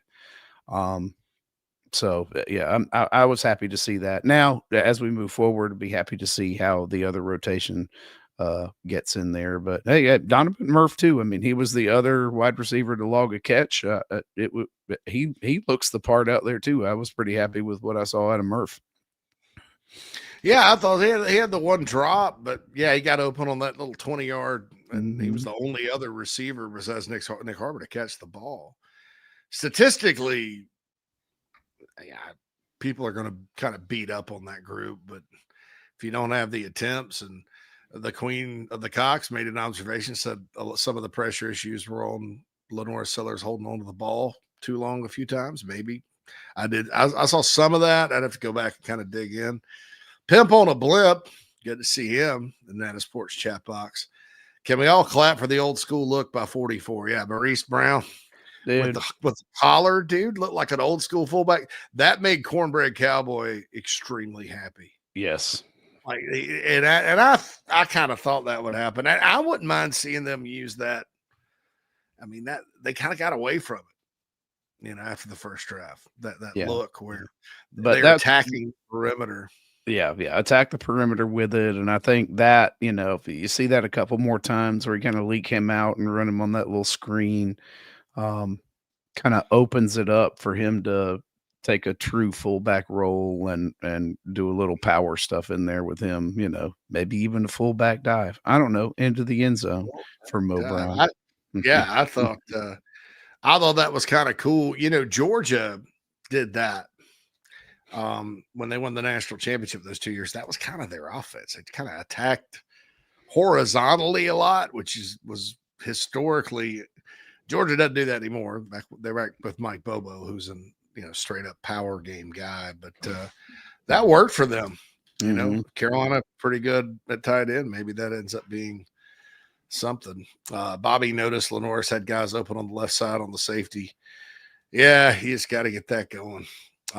Ben said that left side of the offensive line, whether it's tackle or guard, love to see Tree get a chance this week. Yeah, it's just I don't think that Tree playing guard is in the cards. I'm just saying that. Not that I wasn't hopeful, but that just wasn't really working. I don't know why. So we'll see kind of how it goes. He's too good to be on the bench, though. That's the kind of the baffling thing. That's the conundrum there. I mean. Yeah. But if you're happy with Case and Henry and Josiah Thompson and the other guys are the issues, then I mean I don't know. I don't know what you do. Ben says hard to go deep when the pocket's constantly collapsing. Absolutely. I would have liked to have seen them continue dinking and dunking. Because if the other team adjust and start wanting to do that, you've got other things open across the middle and stuff. That said, if you can't block on the inside and you're getting blown up with stunts and then Kamari Copeland is destroying you, it's hard to run anything, even if they slide out to cover that. So yeah, that's the good. This is a great point by Clint, Nana Sports chat box. The pass across the middle that Nick Harbor dropped was set up to really show his speed in the open field. Absolutely. And he had Green in front of him, man. That could have been. Well, that was going to look like that Xavier Leggett Mississippi State one, right? Yeah. Where it's just like he just pulls away and nobody was going to catch him. If he'd have held on to that, it was right there for him. And then, dude, it was a weird, ugly drop type deal because it bounced off his knee and then caromed off into the I was like, man, Nick usually catches the ball. I mean, that's the thing about him is he's not, he doesn't look natural doing it all the time, but who cares as long as he makes the catch, and he usually does. That was just and it was because of the weird way it looked and the fact that he was wide open, and and all those points in the game. Drops, mistakes, things like that. If they convert and they get up. I mean, it's probably, you never want a team that's an underdog to stick around, with you. You want to be able to put them away and have some distance. And the Gamecocks just didn't do that until the fourth quarter, Yeah. Mm-hmm. But somebody brought up on the message board the Auburn-Clemson game in 2010. Clemson could have won the football game. Mm-hmm. Could have won the football game, but I think Jamie Harper dropped a pass in the end zone. That Clemson team wasn't worth 2 nickels. They went 6-7. Auburn won the national championship. So teams get better, they get worse. Tennessee last year, I thought literally, Phil, they were going to score 100 points on somebody. Right. And then you see once they hit SEC play, things changed. Mm-hmm. So, well, yeah, I mean, it's a whole different game 2 weeks from now when everybody starts to get ramped up, all but, of course, Missouri. They pick up SEC play in 3 weeks. We'll see. Queen of the Cock says Shula's known for playing the same plays out of different formations. Told everyone all off season we would have 2 back sets and run 12 personnel a lot. We did. This is the Carolina Panthers. Shula, expect big numbers from the tight end. We all kind of expected a lot of 2 tight end looks. I think we saw it a bit more than I kind of expected, which I like because you've got some different skill sets and great athleticism in that position. But it'll be interesting to see how that evolves as the year goes. And there's a little more 5 wide in certain. I mean, on the he went empty on the touchdown run, and I was like, I didn't know what they'd call there, but I was like, well, quarterback draw right now would be sweet. And sure enough, it was. It's a great. I mean, it looked like they had him off balance. Bruin says, am I the only one who didn't think Sellers had time to throw it away when he got the safety? He literally went down as soon as he got the ball. If he had thrown it wild, it would have been a safety regardless. Some people say he had a guy open. I'll say this, and I need to go back and watch it. I felt like he didn't have enough time in the stands, but I think it's up for debate, Bruin. But I don't think that you're like seeing things just based on how I felt about it when I saw it live. It just was like, boom, it just happened suddenly. You're like, whoa. Yeah, it just felt like it was they were instantly on him live. Like, yeah. But Xavier said Carolina was really trying to establish the run. They were. Yeah. Stubbornly. But sometimes that happens. And they did scratch out. Attaway and Faison scratched out 100 yards. A lot of those were on big plays, but like Phil said, yards per carry were up there. Yeah. I mean, that was one of my main concerns. I was like, how bad was it? And I'm like, oh, well, that's not as bad as it felt. Yeah. But plenty to improve on, obviously. It was interesting. Like in the first part of the game, it felt like the offensive line was doing a much better job in pass pro than they were run blocking. Yeah, which is you don't want to give up 4 sacks in a game, though. No, but Virginia Tech. I thought we said that their front. Their D line was probably the string. I thought Carolina honestly would be able to line up and run it on them. I don't know what the issue was there exactly. Frederick said it was nice to run a screen. You could use more of that to open up the run game. Yeah, they ran a bunch of screens and stuff. Tiffany said, I saw a slant and a screen and it brought tears to my eyes. Yeah, the slant to Nick Harbor. I looked at Phil. Phil was sitting. I was like, a slant. They ran a slant. Ben says that Faison 30-yarder had me feeling things. Excited to see our backs as the season goes on. Yeah, I thought that's what he can do. Yeah. And it's like Clint pointed out, that's him. Dude, a different back would have been blown up in the backfield. Right. But he made that first guy diving at him miss and then off for the races. Mm-hmm. And there were some slants they did not.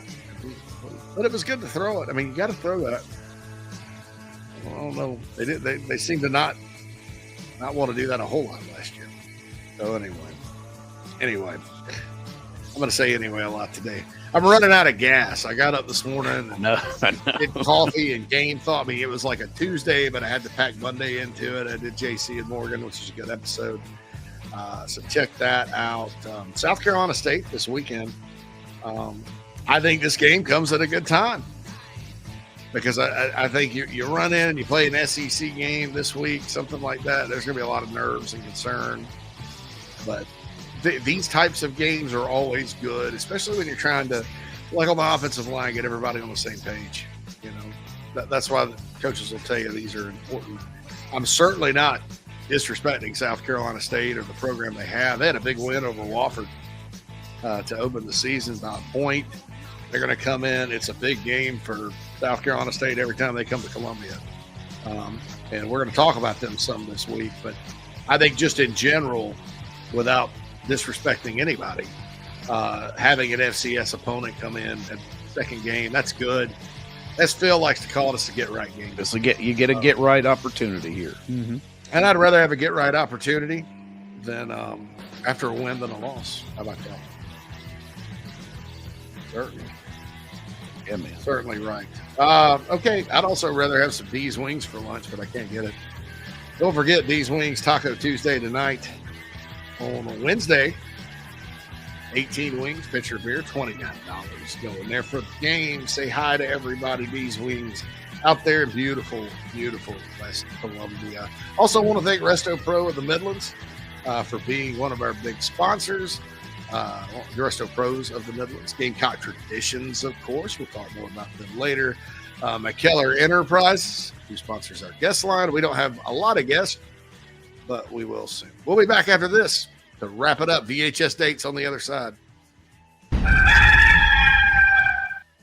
Hey, this is Cornbread Cowboy, and you're listening to the show. We'll be right back.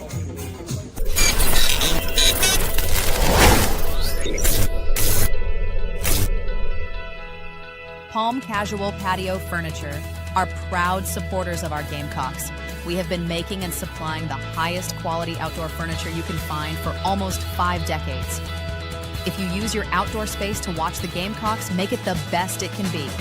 Visit palmcasual.com or visit one of our 4 locations in South Carolina. Go Gamecocks!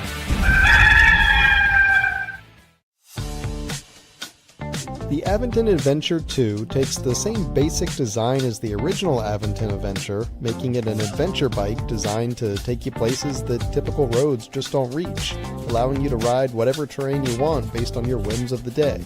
Look at what you're getting.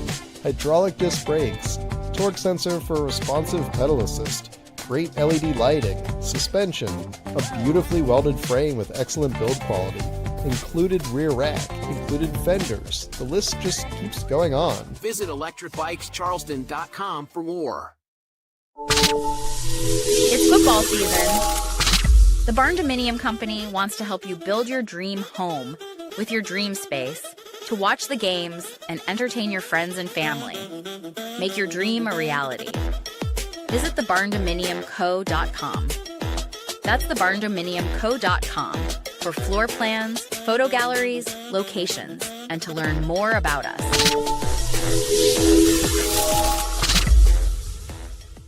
This is Larry Leitner, owner and founder of Midstate Roofing, and for nearly 30 years, we've continued to be the proven leader in the roofing and waterproofing industry. Midstate Roofing's proven history is your assurance that our professionals at Midstate Roofing will provide the proper advice, service, and results to the needs of your facility in a manner both safe and pleasing to your operation. From high-rise to hospitals, manufacturing to industrial, Midstate Roofing designs and installs bonded systems with a protective guarantee that will keep your operation dry and running long into the future. 24 hours a day, 7 days a week. And this is Blake Leitner, reminding you to protect that roof with a maintenance contract. Call me today at 803-356-1919 or online at midstateroofing.com. That's midstateroofing.com. You'll speak to an on-call technician after hours or a Midstate Roofing staff member during hours at 803-356-1919 or online at midstateroofing.com. And as always, tell them Midstate Twins. If you have a leak, let Midstate Roofing take a peek.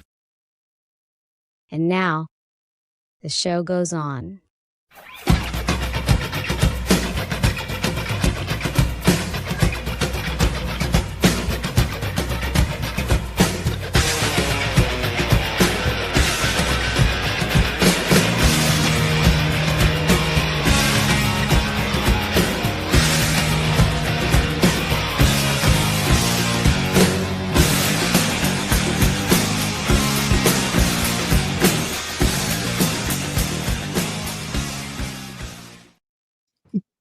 Do I like someone who's dressed well? Yes. Do I think less of you if you aren't dressed well? Yes. Hi, gentlemen. My name is Lydia. I'm looking for my match. Somebody equal to or greater than me. I would love a man greater than me. I'm looking for a big man. Well, I love to watch basketball. I grew up watching that with my father. I'm a Lakers girl all the way. Can you dunk me? That's what I want. I want to know, can you lift me and place me somewhere? I'm very passionate about volunteering at the local soup kitchen, but once a year, and that's fine. I do believe in God, because what a scary world it would be if I didn't. I need a watchful eye. Who knows what I'll get up to? A dream first date for me is obviously be on time. I respect your time. You respect mine. Please don't arrive early or late. I love home cooked pasta and wine. Order the whole bottle. Oh, the key to a good relationship is money. I mean, that sounds shallow, and it's not. I don't want to be a mother. Absolutely not. I mean, I wish them well. I wish children well. I do smoke, and I could date a smoker. I just wish, maybe we could together try to stop. I'm kidding. No, I love my cigarettes. Do I like someone who's dressed well? Yes. Do I think less of you if you aren't dressed well? Yes. Hi, gentlemen. My name is Lydia. I'm looking for my match. Somebody equal to or greater. Lydia. Lydia. Well, by the way, the 80s hair, the earrings, and the whatever she's got on. Oh, yeah. It's good. It's perfect.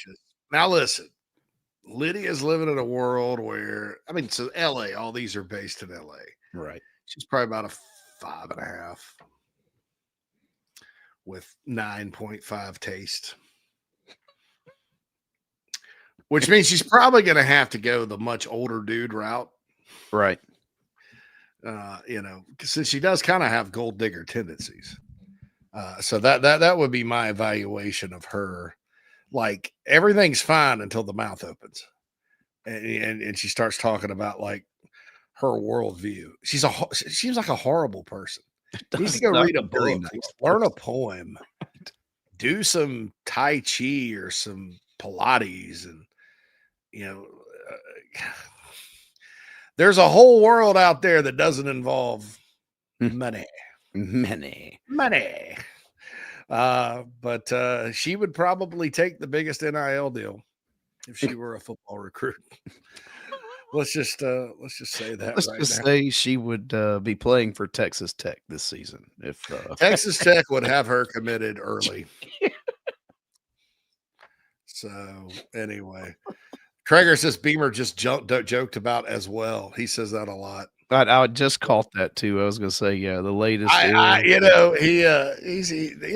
Everybody has their thing. I mean, I say and sometimes, and anyway, a lot of times. Collier and Gear are doubtful for this week, but won't be long term. This is according to David Kleininger, who does a good job of live tweeting these pressers. So Beamer said, Collier and Jatias Gear are doubtful for this week, but thankfully they won't be long term.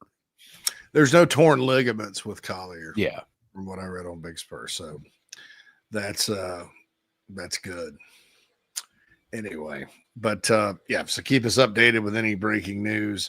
I didn't notice Gear get hurt. What did he get hurt? Either. I'm not sure.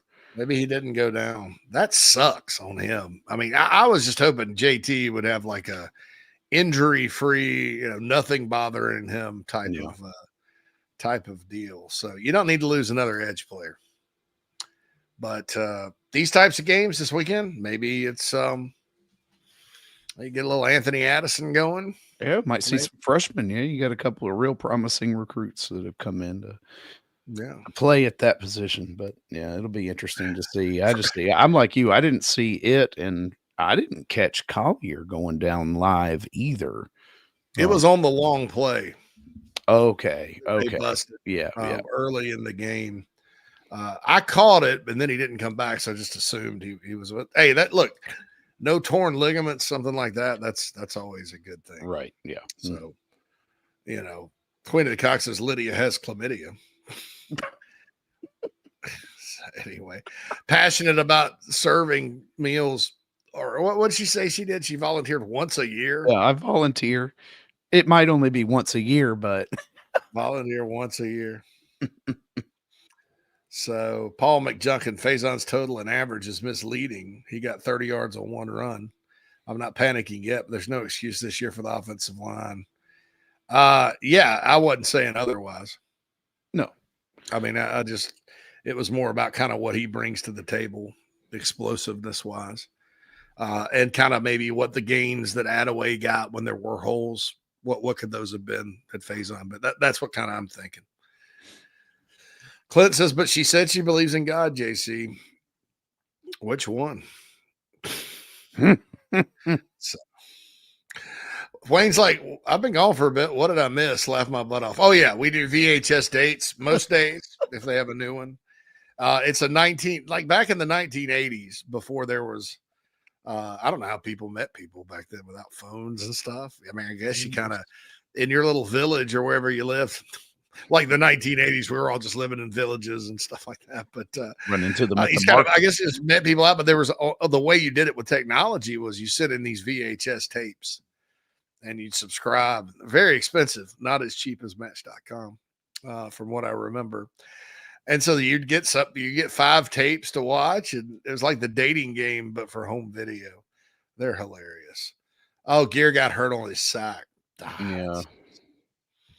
So Beamer does address the O-line issue too. No question. There were times where the O-line got beat. Virginia Tech stacked the box a lot, but a lot of guys that were out there for the first time, they will be better moving forward. We can run the ball around here, and we're going to. Okay, well, that's a good quote. Let's go. Sacking drones on the chase down. Okay, yeah, I didn't know he got hurt on that play. I was so happy that he got the daggum. Same. The thing. Gear said sprained or broken wrist on the sack he made. It's probably just strained. I don't think it's broken if he's going to be back. Clint says that Lydia is the Jaden Rashada of the dating portal.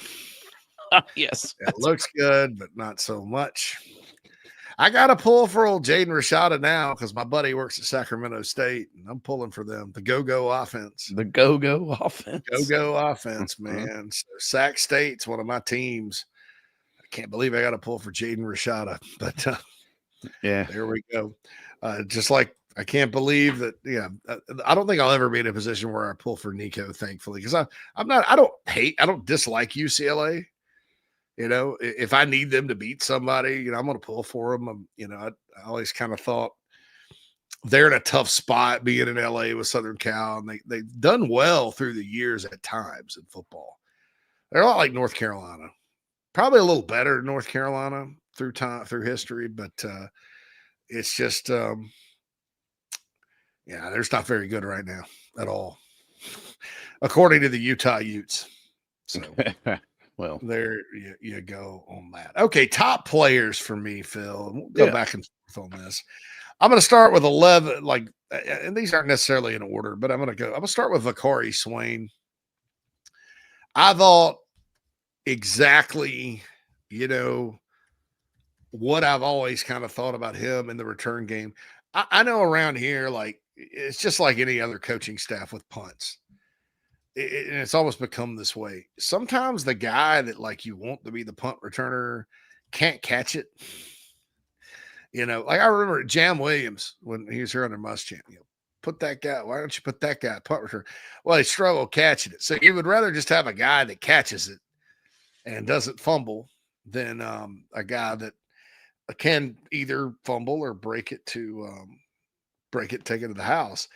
I think Vakari does have good hands. I know he muffed the one, and that can't happen, obviously. But I think that's why I've been hopeful, either kick return or punt return, that he played a factor in it. And like Beamer said, John Kilgore was the guy that won the job. But it was a good thing they had Swain out there. I also think Swain can play a little defense too. The Queen of the Cox is right about him. He's a really good player. Now with Collier out, Swain's going to get a chance to play a lot. Yeah. At corner, a lot more than he ever has. So, yeah, Phil, your thoughts about Swain breaking that one and his impact on the game. I do think he's one of the 11 I have on my list of like who made an impact. I was just gonna call it the Elite 11. Yeah, no, I like it. He's definitely on my list. Obviously the punt return was big, but there again, now he's thrust into a position where, injury brought him, a lot more time on the field than he was probably prepared for. Looked prepared for the opportunity to step up in that role. It's not something that's unfamiliar to him either, JC. So we know you got a dynamic, hell of an athlete in Vakari Swain, and it's good to finally seeing him be able to put that together on live action game film. Yeah, and I thought he had a good year at defensive back last year behind the other two, but this year you add the punt return element to it, man, that makes me excited. You need as many guys like this as you can get.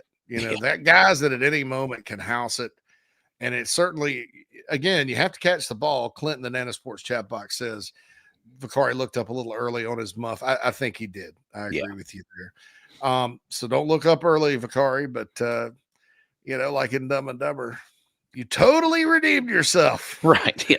With that one. Hey, but that weaving and spinning through traffic, I can promise you you're not only going to see that on special teams. Like there's going to be an opportunity this season or more where Vakari gets a pick one off and we'll be watching him bob and weave his way through the traffic, hopefully to the house. He is a pick six candidate. Yeah, man. That's true. That's true. And Tri-State says he was a little nervous about him transferring in the spring. A lot of people were. That Colorado homer that runs the transfer portal account put that out there. And you think, Colorado was his number 2 team coming out, Dion. And all that. And so I couldn't completely dismiss it, but everybody at Carolina was like, no, he's not going anywhere. He publicly told John Whittle, I'm not going anywhere. He survived the academic SU after missing the spring, worked his butt off to get back in the good graces. And look at that first game impact. And it's good to see got things like that for players. And Vakari's still relatively young. He's in his 3rd year, redshirt sophomore. But, dude, this is his time to get out there and make things happen. I mean, he was a highly rated recruit out of Carrollton, Georgia, a place Carolina doesn't always recruit that well, and made some things happen. And, dude, I'm telling you, that guy, you keep doing stuff like that. I'm not saying – I don't know if he'll break another punt return for a touchdown this year, Phil. No, yeah. I'm saying that just having that weapon back there is good. And now with Collier out, his ability at corner is going to really come into focus. So yeah, somebody asked him, was like, what do you expect moving forward? And it wasn't his answer, but my immediate answer was, well, they're probably not going to kick it to me. Yeah. And you don't now. It's like now you don't want to kick it to that guy. The other part of that I mentioned this on coffee this morning and in my notes. It's the 3rd time the Beamer mentioned it too. The punt block / return team. Oh my. That's a unit, dude. Yeah, I mean, that's a spot that like for the first game, if I had to circle a special teams unit that I thought, these guys, that this could be interesting this year, because they came very close to blocking like a couple of punts. Yeah. Virginia Tech has really good special teams, obviously. Brent Pry coached for Frank Beamer. I mean, they're good on special teams. Yeah, Their you're not going to overlook that. Yeah. Yeah. Both kickers were from Spartanburg High School. When they rolled Joyce out there, I was like, wow. My dad's up there going, Vikings, baby. Vikings. Yeah, that's right. Spartan, baby. Spartan. But anyway, that was that block / return team that looks like they got a lot of guys that just love to play on it. Yeah. You watch, man. That's going to be that's good, because now what if you're a punter and what this causes is if you're kind of like, you just play a team that has a normal punt block return. Okay, we're in punt this, we're doing this, we call it, you punt it, whatever, uneventful. But if you're like, my God, these guys, like they had a return. We got to worry about this. We got to worry about number 4 back there. We got to worry about these guys coming off the edge. We got to worry about this, that, and the other. What are we going to do? Maybe we roll the punter out and do it rugby style. What are we going to do? That affects the other team mentally, as far as they're coaching that all week going, all right, we got to do something a little different here because this guy may house it on us and blah, blah, blah. And then sometimes that causes Phil drop snaps, fumbled snaps, ill-advised fakes, I mean, there's a lot. Yeah. Watching that would make you rethink that fake stuff, man, because those guys are blowing through the line. I mean, they are back there quick, and it's not just like 2. There's 4 guys back there that will lunch. Could not stop that. Yeah, Clint says, I mentioned Clint already. But that's just gonna the punters and punt teams that face Carolina they have to put in some extra work, and that's what you want. Yep. And it wasn't just because of the return. I mean, it was also because, hey, they were an ant's butt away from blocking a couple of kicks. Yeah. And they got some ballers. So Brandon Cisse is my next guy. Yeah. And before I forget, Clint says, Nana Sports chat box, Harbor making that tackle on the punt team. That was impressive. He came barreling down there and just knocked the guy into next week. That's a very physical play, Phil, by Nick Harbor. I love to see him play physical. It's amazing. For a wide receiver. Yeah. Wide receivers playing this physical out on the football field. That's just how it's supposed to go, Phil. Nicholas Harbor. Yeah, look over here. We're all scared of Nick Harbor being the gunner, and nobody's going to be paying attention when Mason Love pulls it one time, rolls out to his right, and what do you know? Oh, he's gone. The leg of there's an Olympian free running down the side of the field. Yeah, dude, that's crazy. Lots to be kind of excited about special teams wise. Brandon Cisse is my next guy. I mean, just a player like. Sometimes you hear about guys in practice and you hear about them enough, they kind of become no-brainers. And then sometimes the opener, you're like, well, where was all the jazz about this guy about? Right. And then game 2 or 3, you're like, oh, okay, that's what it is. The debut, it's a 1-game sample size. We've all waited hundreds of days to see, so we overanalyze it. But Brandon Cisse played exactly like I expected him to. All over the field, active, good in coverage, quick hands, tough, physical player. I thought Brandon Cisse was really good. Yeah, I agree. I like the ability he has. That speed is obvious. Is the first thing that jumps off the page. Got to get his head turned around. Got to play the ball a bit more, Mr. Cisse. That was that would be the only thing. And maybe it just. I'm not sure what happens there, but to me, it just felt like, in my layman's point of view, you got to turn around. At least try. Although he had 2 pass defense, which I mean, PD stat is not always the easiest one to get. A, you have to be targeted, and B, you have to be successful in not allowing the catch and not just an overthrow or something like that. So, given the opportunity, he had 2 pass defended. And I'll take that. One quick update from the presser, JC. Sure. Jared Brown and Michael Smith, Beamer said, were a little bit limited leading into Virginia Tech. So not just Michael Smith, but also Jared Brown was one of the reasons why we did not see 14 out there as much as we could have. I hate it for him because of injury. Mm-hmm. Michael Smith missed the spring. I mean, he's got and he pretty much all of his freshman year until the end, he was relatively healthy and available. Yeah. He did catch a pass. I was like, there you go. I guess Michael Smith's playing, and then we didn't see him again. So they need him back. They need him back. And they need Jared Brown back too. I think just because he's an explosive playmaker. Nick Barrett is my next guy. I thought Nick played really, really well. I know Gabriel Brownlow Dindy graded out at 99, 89, whatever, PFF. By the way, the PFF guy that's been talking smack I found something out about him very interesting on social media. I'm going to talk about that last segment. But PFF graded out Brownlow Dindy pretty high. I thought the D tackles held up. I did. Now, Preston noticed Michael Goodwine got a little, I guess, a little bit winded at some point. And I agree with that. Yeah. But Monkel played like a whole lot more snaps than the other two. Yeah, he was out there a lot. Like 56 snaps. Yeah, so I get that. But Nick Barrett flashed. He looked like the player that I'd kind of caught on film during the spring game where I went, oh, man, who's that quick guy? I mean, he did some good things. I'm not saying that they were an impenetrable force on the inside of the D line because Virginia Tech, as teams do, busted some runs here and there. But I couldn't have been more happy for a first game with the D tackles. And a lot of that was because of Nick Barrett and his game out there.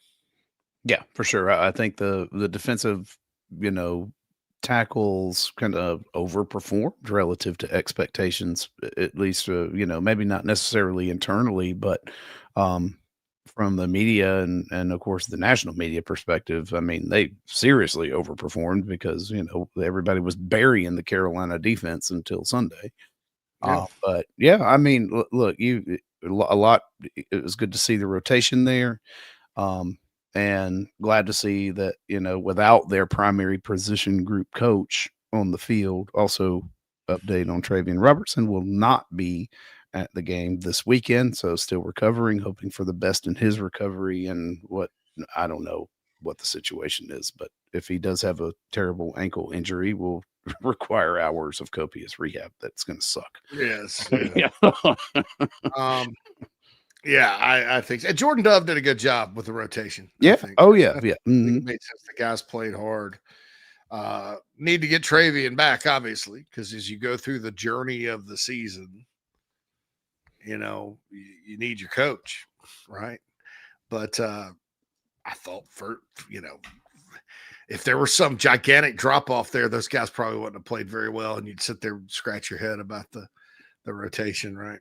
But Nick Barrett, to me, I'm going to go ahead and name him because I thought he played well and made some good plays. Clint mentions Troy Pikes flashed as well. Yeah, Troy's going to be a good player. It's just a different group of D tackles than last year because, TJ Sanders was so good and downright unblockable at times. And then Tonka was elite athlete on the inside. Both those guys were smaller than the guys they have now, though. I mean, they were smaller guys. So it's more of a quick, twitchy kind of deal. But I thought Nick Barrett looked good. Next guy up, Donovan Murph, taking the drop, true freshman. It's going to happen. I guarantee you Donovan Murph has very, very good hands.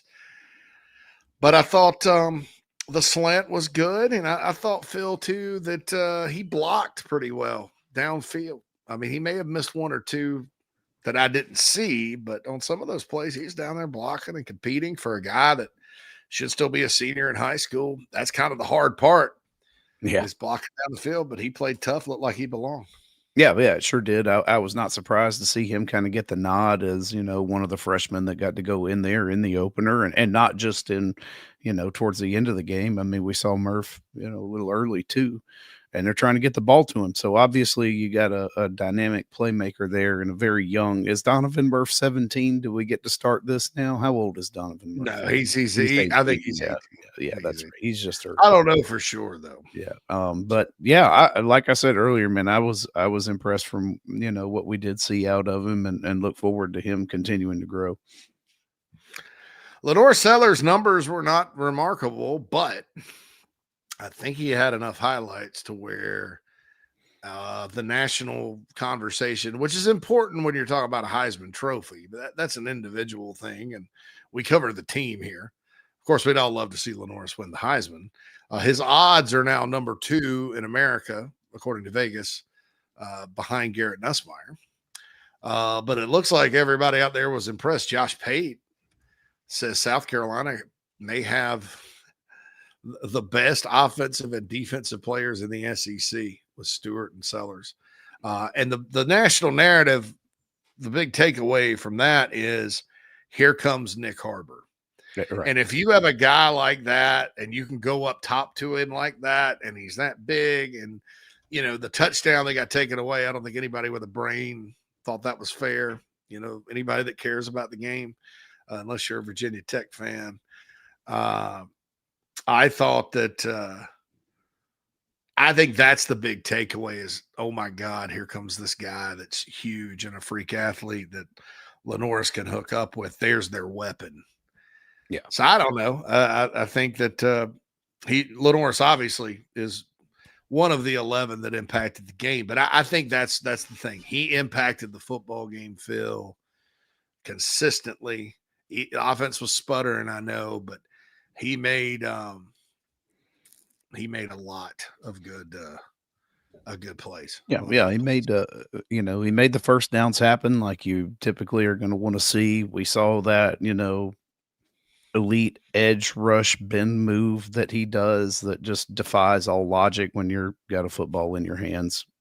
and there, here, JC, no turnovers. You want to know why you're successful? You want to know what a good day looks like? 0 picks. There was 1 fumble. I don't necessarily think you can attribute that to him. That was just because the O-line whiffed. And next thing you know, somebody's in his face. And it's not like while he's scrambling that somebody knocked the ball because he was being loosey-goosey with it. He's going, he's trying to make a completion in there. Didn't cost you though, because you got it back. So yeah, I was impressed with Lenor Sellers. I think in a weekend that had a lot of hype for a lot of big names heading into it, there were 2 in my mind that looked the part, and Lenor Sellers being one of those. You can just tell, like, this dude is it, right? He's exciting. He makes decisions. I was happy to see, even with, trying to get the ball downfield. He hits Nick Harbor, like you said. I mean, now it's everybody's got to worry that he's not just a freak athlete anymore, but that he will burn your team's ass and get down into the damn end zone. On fire. And then Nussmeier being the other one. I think Nussmeier and Sellers are the only 2 of these Heisman hyped candidates who held up their end of the deal in week 1. So now you just put yourself a little farther ahead of everybody else. I'll tell you one thing that will help Lenor, a key stat here. I'll get to the stats here in a second. There are some stats. No turnovers was a stat I wrote down. I thought that was awesome. They won the turnover battle 2-0. That usually helps. But there's some other things that could help him stats-wise. Yeah. Dylan Stewart obviously got held a lot in this game. Still produced. It was a good day for him. Finally got home on a sack. On the pick by Fred Johnson, Phil, he did get pressure. I thought, as Beamer said in the post game, last year's Dylan Stewart may have gotten frustrated. Let it get to him that he kept being chipped and held and all that. I have photographic evidence of a holding call that was not made. I don't think there was a holding call the whole game, was there? I was trying to think, because maybe there was one. I need to look that up. Yeah, maybe one. But dude, come on. I mean, it was insane, but I thought he was good. Nick Harbor is my next guy. We'll just go through the ones we've already talked about. I've already talked about Brady Hunt. I'd agree that guy impacted the game. Caught 4 passes. I think physically he looks better. He looks more confident this year. Mason Love, the leg of destiny. 47.8 yards per punt. Now, some got rolls. They got good rolls, but hey, I thought that happens. Hey, man, I thought he was good. I mean, that's you can't ask for a better first outing from a punter. I mean, 47, almost 48 yards per average, rolls or not, doesn't matter. Because that's the way it is. Because if it bounces the other way, then it's less. But it didn't ever bounce the other way. They almost all bounced in the same direction they were kicked. They did. I'm like, I just didn't believe it. That first one, it looked like he shanked it. I was like, "Oh crap, dude!" Then it just kept going. And kept rolling and rolling and rolling. I'm like, all right, the leg of destiny prevails. Yeah, I know Lance was happy about that. Fred Johnson's the next guy. I'm just going to stop. Look, I think he's really talented, right? I think you can look at Cisse, Johnson, Stewart, and go, all right, there's studs on all three levels of Carolina's defense. And I think the defensive tackles played just fine. Good enough. And Brownlow Dindy continues to play hard and well. Pikes continues to come on. Barrett and Goodwine. I think they're going to be fine there. That's, I may be eating my shoe or my words in a couple of weeks, but I think they're going to be fine. And finally, since we've talked about the offensive line needing to be better, I will say this. Wait a minute, though. Wait a minute. The llama has chimed in. The llama. You know what we have to do? We have to just stop what we're doing. And because when the llama says something, everybody needs to listen. Brady Hunt is in great shape. Got a step or two faster. Absolutely. Pretty obvious. And some of that comes with being comfortable. Some of it comes with being healthy, but he absolutely looked a step or two faster. He looked like a different guy. Yeah. Even that catch he made against Missouri, he kind of catched it, shuffled his feet, fell down. This looks like a guy. He looked out there. That was more of the guy everybody expected based on his film at Ball State. And sometimes when guys get hurt like that, they miss the whole year. It does take them time to get back. Yeah, and he's had a few setbacks. But always cocky pod with Rooster said, "You can call me Fred was on fire." You can call me Fred. Fred was on fire. So. The elder llama, by the way. I call him the llama, but elder llama, like a llama of knowledge. Elder kind of makes me think of that, like he's this, like the Secret of Nim. She went to the Great Owl. Right. I always read that cartoon because I hope some of you young folks out there will go watch it. Yeah. Elder llama just conjures this image of me like this old, like shaggy, long in the tooth thing that lives in the caves of the high Andes, right? That you have to go seek. Elder llama. You need to seek. I must seek the elder llama for his wisdom. Where are you going, troll? We're going to see the elder llama. The elder llama, my lord. You must have big problems. not as many problems, just a normal everyday problems. We just want to get past the gate. We don't let trolls on this road. You go find an alternate route to see the elder llama. Cam says Virginia Tech cannot stop that little play where the tight end leaks out of the backfield off the read option or whatever that play is. Yeah, they ran that pretty successfully against Josh Simon last year. That should have been, or with Josh Simon. You'd think that was something they would have scouted. I don't know. I think throwing the pass to what you would probably read as like a fullback in Maurice Brown in the game, first play of the game, I think that threw him off a little bit. Oh, yeah. Great play call. But yeah, they attacked horizontally. Like I said, it looked early on a little like Georgia, like what Georgia did. I'm not saying Georgia's success here. I'm just saying it looked a little like that. And all that good stuff. But yeah, you're absolutely right, Cam. They seem to struggle with that. And I like the matchup, seeing as how Tech had some corners who were a little bit lean. You match up your bigger tight ends, get them running down the side. I mean, they're tough to stop. Would have liked to have seen, obviously, Michael Smith a little more, but it was not meant to be. Go ask the elder llama what is to come, Phil. We must seek the elder llama. According to the Cox, who watched more Mike Shula football during the Panthers, because he's a big Panthers fan, said that's the benefit of leaving the tight end in the backfield to block, makes linebackers guess. And if the tight end hesitates and leaks out, it's deadly. It is. Yeah, I like that. Anything that makes the defense have to think another second or two. Yeah, I like it. All right. Back in a little bit to wrap things up inside the Gamecocks, the show on a Tuesday. Jeffrey's got space and a touchdown. Can you believe it? Touchdown! He caught on track and scores. Touchdown, South Carolina! Are your wood floors dirty, scratched, worn, or unsightly? Refinish your hardwood floors with Recoat Revolution. your solution for dull wood floors that need an upgrade. Our one-day, dustless wood floor finishing process is simple, effective, and affordable. Our goal is to serve as many customers as possible, so give us a call in South Carolina, 803-397-1365, or visit us at recoatrevolution.com.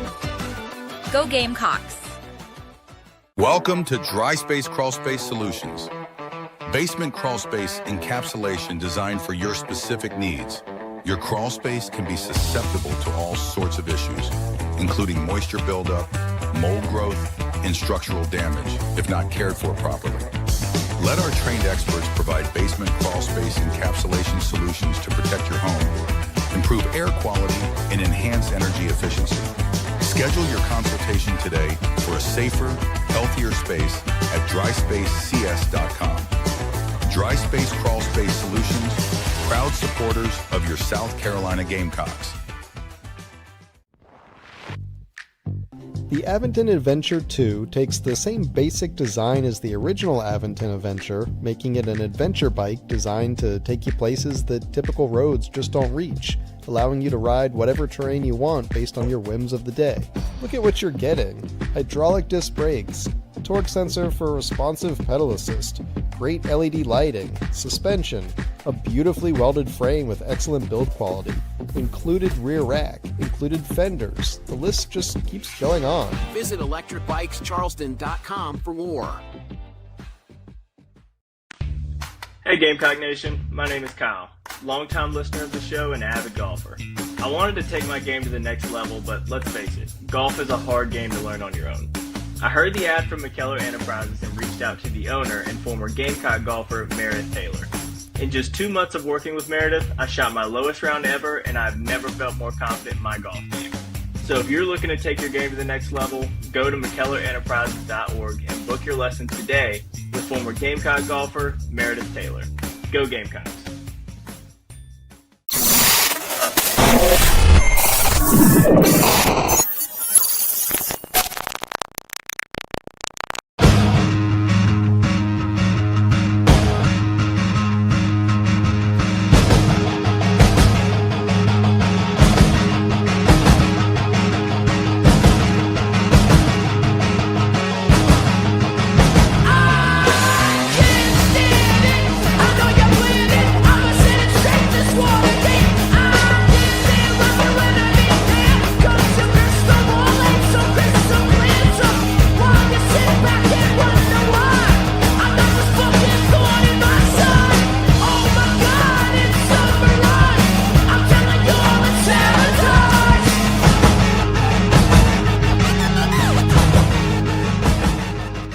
Welcome back, everybody, inside the Gamecocks the show. Final segment of the show here for a terrible Tuesday, coming off of a big win that feels like a Monday.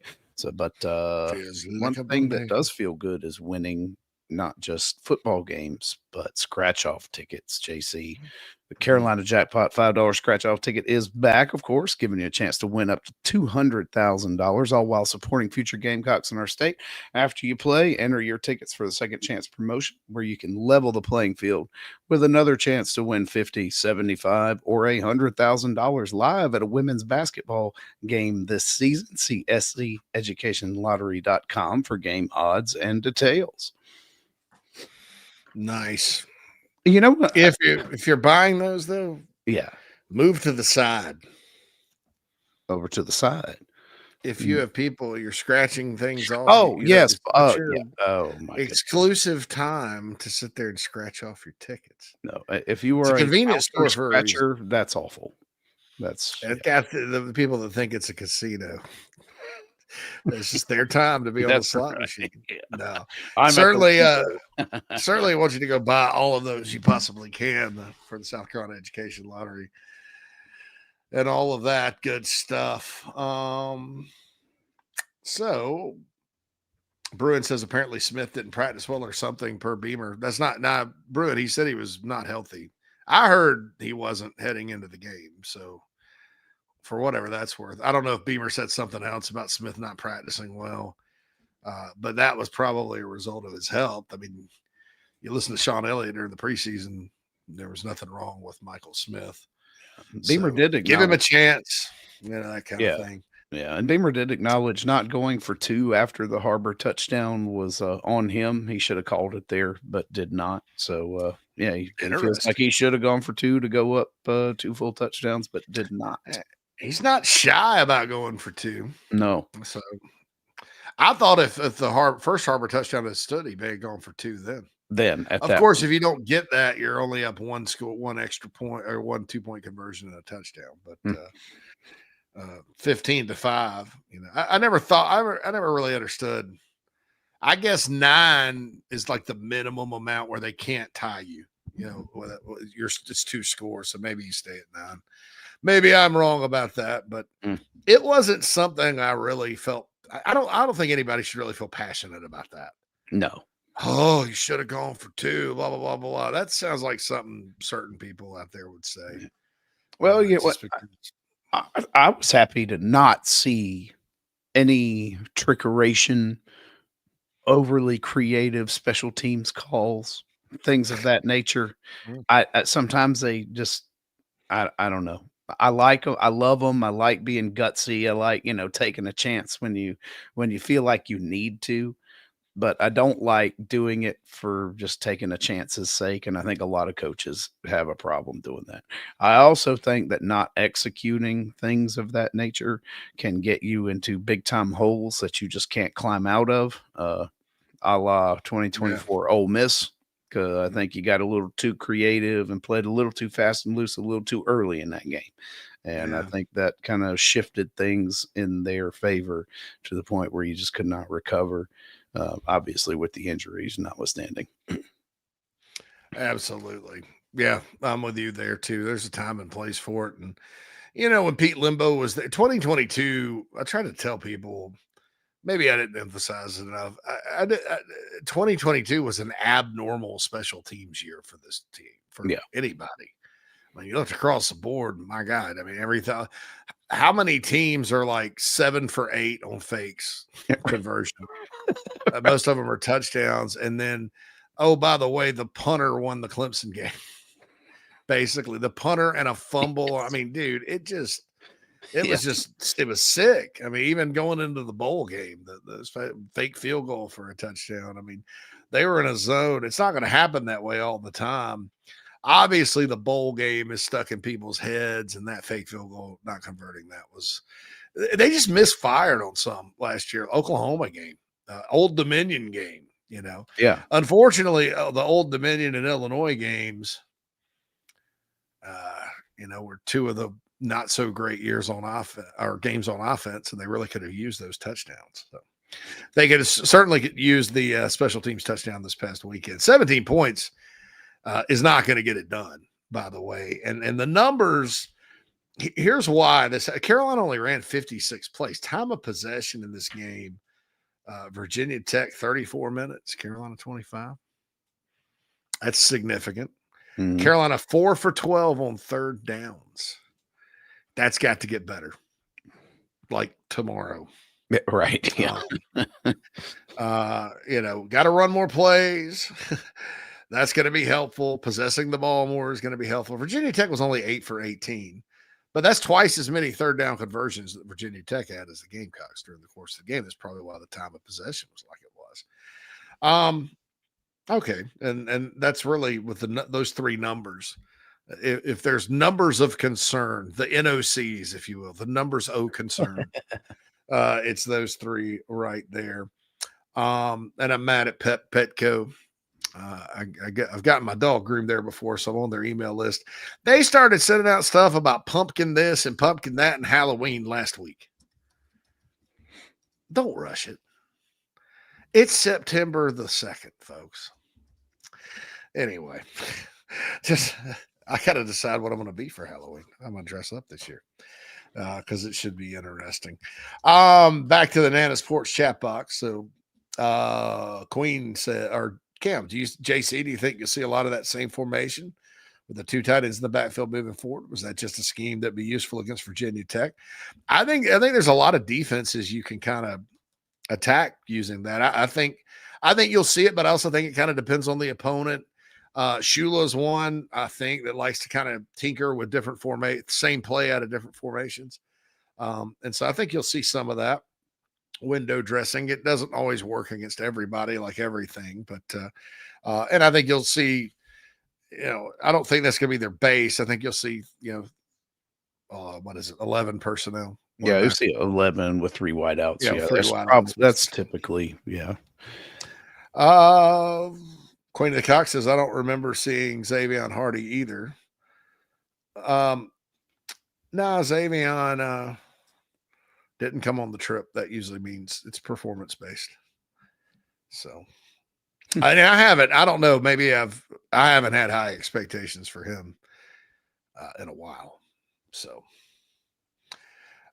Rooster says, wouldn't be surprised if Shula has a few more plays with the formation they didn't run. Yeah, probably so. So that was it. Elder says, the llama, I've been in and out, so maybe y'all talked about it. But I think we can finally put the Kaysen Henry isn't very good post to rest. He is definitely one of our best 5. I thought Kaysen played a good game. Yeah. Mm-hmm. The right side to me was fine. That was problematic last year sometimes, especially when Simpkins had his meltdowns. I thought the weak link was on the left. It still is on the left. And I don't get it. But Kaysen played really well. Rooster says, who had the hit of the day? Harbor's hit on special teams or Stewart almost beheading drones? Fred Johnson. Fred Johnson. Just name the Fred Johnson tackle. That dude's a bone cruncher. But I don't know. I loved all those hits. But both of those were high. I don't know. Maybe I get a little uncomfortable when they hit them high like that. Stewart gets flagged for that in the NFL. Some people get that. No doubt. No doubt. And because it wasn't illegal contact or anything. No. He hit him in the shoulder pads, but I don't know whether I'm squeamish or I'm just worried about a ridiculous penalty or whatnot. I like a good face mask in the chest, sort of powerful wind crunching hit. But that's just my preference, man.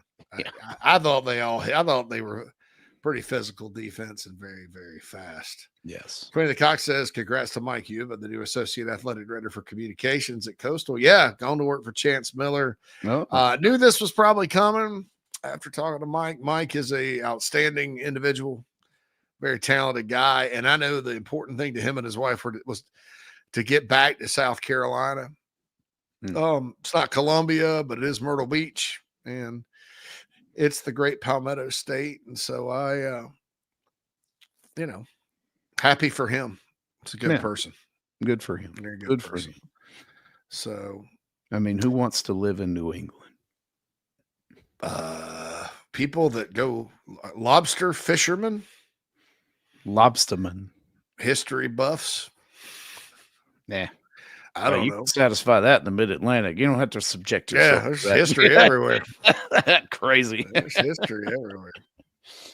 So, Queen says Beamer said he screwed up. Should have went for 2. Yeah, Phil mentioned that after Harbor's touchdown.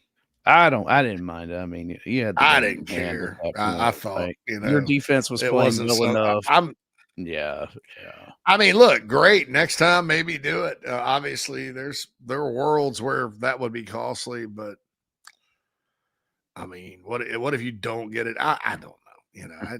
To me, after Harbor caught the touchdown, I was like, this will be very hard for Virginia Tech to come back, right? As well as the defense was playing. In fact, I thought Carolina could probably easily score again.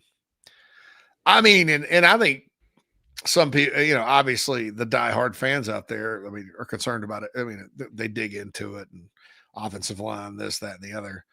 I think a lot more people, if Carolina had maybe scored one more touchdown in the game, not the one they called back because they got a field goal on that, but let's just say Carolina gets that one, and then Nick Harbor's pass he dropped that went off his knee, real ugly drop. He houses that, and it's 35-11. Yeah, I don't think anybody's worried about much, but it just there were some things that were reminiscent of some of the shortcomings that you've had over multiple seasons. I think that's the one thing that I keep seeing is like some of the people who are being critical, maybe even overly critical about the offensive line play coming out of game one in a neutral site against a Power 4 opponent, whose strength, I might add, is their front four. That, all those are true statements, Philip. Right. But you want to see a bit more consistency. I get that. I'm willing to withhold some judgment on that left side of things through the next week to see. I mean, now if you're having the same problems against South Carolina State, then we're all going to have a serious talk on Monday. But if you don't and you look better week over week, which is all you're really asking, make the biggest improvement from week 1 to week 2, roll out there, handle your business, and then welcome in a team that can be pretty pesky and up front. I don't know with Vanderbilt, but yeah, I think some people are kind of overblowing things. Of course, this is overreaction week, but there are some cause for concern. I'm not overly concerned myself right now. Yeah, I'm not. I mean, obviously, my whole thing is they have to get better. Period. Yeah. End of discussion.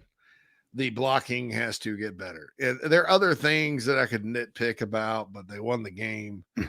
And game ones are not. Yeah. And look, man, let's get to the point where down the road. I mean, we've had about 20 years of Carolina winning openers and not playing very well. Right.